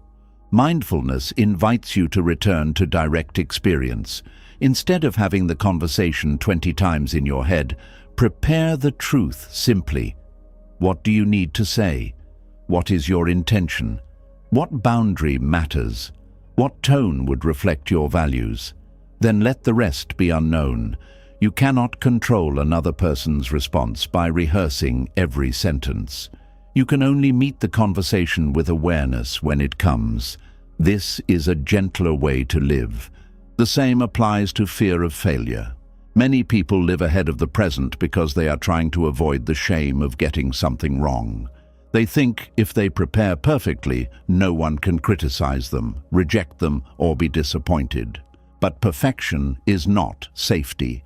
It is another prison. You can prepare carefully and still face uncertainty. You can do your best and still not control the outcome. The Buddhist path asks you to bring your full attention to the action, then release your grip on the fruit. Not because the outcome does not matter, but because clinging to the outcome steals the peace and clarity needed for the action itself. When you are too focused on results, the present becomes stressful. Every step is judged by what it might produce. Every effort is measured. Every delay feels like danger. But when you bring awareness to the action itself, something softens. You write one sentence, you wash one plate, you take one breath, you make one choice. You do the task as fully as possible. This does not make life passive. It makes life more intimate. You are no longer using the present only as a tool to control the future. You are actually living it. There is also a kind of future living that comes from waiting for permission to be happy. You may tell yourself, "I will enjoy life when I am more stable. I will rest when I have more money. I will feel proud when I achieve more. I will be peaceful when things are certain. I will love myself when I become better." But this keeps happiness locked behind conditions. It makes the present feel like a hallway you must rush through. And if the future takes longer than expected, you remain deprived for years. Buddhist wisdom offers another possibility. It says you can touch peace in the middle of incompletion, not complete happiness, not perfect satisfaction, but a real moment of presence. A sip of water can be peaceful. A breath can be peaceful. A quiet evening can be peaceful. A kind word can be peaceful. The problem is that the mind often dismisses small peace because it is waiting for a larger peace. But small peace is not meaningless. It is how the nervous system remembers that life is not only struggle. This does not mean ignoring serious problems. If something needs change, change it as wisely as you can. If something requires planning, plan. If responsibilities exist, meet them, but do not let responsibility become a reason to abandon the present completely. You can be responsible and still feel the breath. You can plan and still notice the sky. You can work toward change and still receive the kindness of this moment. The goal is not to choose between future and present. The goal is to let the present be your home while you take care of the future. A mind that lives ahead often believes that peace must be earned through complete control. But peace is not control. Peace is relationship. Your relationship with uncertainty, your relationship with thought, your relationship with desire, your relationship with fear, your relationship with the moment you are in. If you relate to uncertainty as an enemy, you will be tense. If you relate to thought as absolute truth, you will be dragged. If you relate to the future as a threat, you will be tired. If you relate to this moment as a place to return, you will have somewhere to rest. There is a beautiful strength in saying, "I do not know yet." For many people, those words feel dangerous. They want answers. They want timelines. They want proof. But "I do not know yet" can be peaceful when spoken with trust. It does not mean helplessness. It means honesty. It means you are no longer pretending to control what is not here. It means you are allowing life to reveal the next step instead of torturing yourself for not seeing the whole path. The mind may want certainty, but the heart can learn patience. Patience is not waiting with tension. Patience is waiting with presence. It is not staring at the future and holding your breath. It is living today while tomorrow forms in its own time. This kind of patience is powerful because it returns your energy to where it can be used. You cannot act in tomorrow. You cannot breathe in next year. You cannot make a decision in a moment that has not arrived.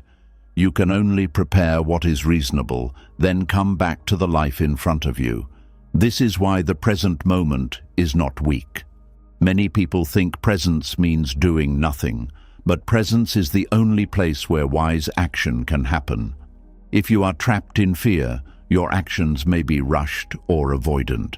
If you are lost in fantasy, your actions may be disconnected from reality.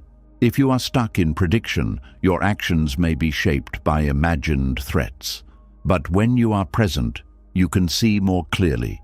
You can respond instead of react. You can choose instead of panic. You can act from the ground beneath you, not from the storm inside your head. Future living also steals gratitude. Not because you are ungrateful, but because gratitude requires attention. You cannot be grateful for what you do not notice. If your mind is always ahead, you may miss what is already supporting you. The bed that held you, the food that nourished you, the person who checked on you, the breath that stayed with you, the small improvement, the quiet protection, the ordinary mercy of another day. Gratitude is not forcing yourself to be happy. It is noticing what is here alongside what is hard. And noticing requires presence. If your mind keeps running ahead, do not hate it. The mind is trying to protect you. It thinks if it reaches the future first, it can make you safe. So speak to it gently. Thank you for trying to help, but we are here right now. This tone matters. If you fight the mind, you create another battle. If you shame the mind, it becomes more restless. But if you acknowledge its effort and guide it back, it begins to trust presence. Like a child who keeps running toward the road, the mind needs a firm but gentle hand. You can create small bells of mindfulness in your day. When you touch a door handle, return. When you drink water, return. When you hear your phone, take one breath before answering. When worry begins, feel your feet. When planning becomes spinning, write one real next step and pause. When you walk, know you are walking. When you eat, know you are eating. When you speak, hear your own voice. These are ordinary acts, but they become sacred when they bring the mind home. Over time, you begin to see that the future is not the enemy. Your relationship with the future is what needs healing. A healthy relationship with the future includes preparation, hope, responsibility, and openness. An unhealthy relationship includes obsession, control, fear, and constant absence from now. You can care about tomorrow without moving into it emotionally. You can make plans without letting plans become your prison. You can have dreams without using them to escape the present. You can respect uncertainty without worshipping fear. This shift brings back energy, because when the mind is not living 5 steps ahead, the body can stop running. The heart can notice what is here. The senses can open. The day becomes smaller in a good way, not less meaningful, but less overloaded. You are not carrying the whole future at breakfast. You are eating breakfast. You are not carrying next month in the shower. You are feeling water. You are not carrying every possible outcome while talking to someone you love. You are listening. This is how life becomes livable again, not because all problems vanish, but because you stop adding imaginary weight to every moment. If you are tired in a way sleep cannot fix, ask yourself, where has my mind been living? Has it been living in the next problem, the next achievement, the next fear, the next possible loss, the next version of you, the next conversation, the next disappointment? And then ask, what is actually asking for my attention now? Maybe it is your breath. Maybe it is one task. Maybe it is rest. Maybe it is a person in front of you. Maybe it is a feeling in the body. Maybe it is a simple choice. The present usually asks for less than the future demands. This is not about shrinking your life. It is about returning your life to its true size. The mind can make a single day feel like a whole lifetime of worries. Presence brings the day back into one moment at a time. This moment may still be hard, but it is meetable.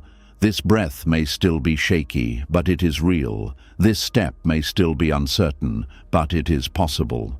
You do not need to carry the entire road to take the step beneath you. And as you practice returning, you may notice small changes. You may catch worry earlier. You may pause before spiraling. You may plan more clearly and stop sooner. You may sleep with less mental noise. You may enjoy small things without needing them to solve your whole life. You may feel more grounded during uncertainty. These changes may not look dramatic, but they are signs that your energy is coming back from the imagined future. The present moment is not always comfortable. Sometimes it contains pain, responsibility, grief, or unanswered questions. But even then, it is more honest than the imagined future. The present can be touched. The present can be breathed through. The present can be responded to. The imagined future can only be feared, controlled, or chased. That is why living too far ahead is so exhausting. You are trying to live where your body cannot go. So let the mind come home, not forever, not perfectly, but now. Let tomorrow remain tomorrow for a breath. Let next month stay where it is. Let the conversation that has not happened wait until it happens. Let the problem that is not here remain outside the room. Let this moment be enough to meet. Feel the body, feel the breath, feel the life that is actually here. You may discover that the present is not as heavy as the mind made it seem. And if you have listened this far, maybe something in you already understands the truth. You were not tired because you were weak. You were tired because you were carrying too many versions of yourself, too many unfinished emotions, too many silent battles, too many expectations, too many people's pain, too many imagined futures, too many old disappointments, and too many moments where you had to prove that your hurt was real before you allowed yourself to rest. Buddhist wisdom does not tell you to run from your life. It teaches you to come back to it with softer eyes, to stop fighting what already is, to stop pretending you are fine when your heart is asking for honesty, to stop chasing peace as if it is a prize somewhere far away, To stop holding on to people, roles, identities and seasons that were never meant to stay forever. To stop explaining yourself to those who cannot see you, and to stop abandoning yourself just to keep the world comfortable. The rest you are looking for may not begin with more sleep. It may begin with one truthful breath, one honest no, one tear you stop hiding, one expectation you release, one moment where you let yourself be human without shame, one quiet return to the person inside you who has been waiting patiently beneath the noise. So tonight, do not ask yourself how to become perfect. Ask yourself what you are finally ready to put down: the false self, the old guilt, the silent resentment, the need to be understood by everyone, the pressure to be good all the time, the belief that you must keep proving your pain before you deserve gentleness. Let it be lighter now. Let your heart come home. And if this message touched a tired place in you, leave a comment with the words, "I am coming home to myself." Not for others to judge, but as a small promise to your own heart that you are ready to stop running from yourself. If you found peace, comfort, or clarity in this message, subscribe to the channel and turn on the notification bell so we can keep walking this gentle path together.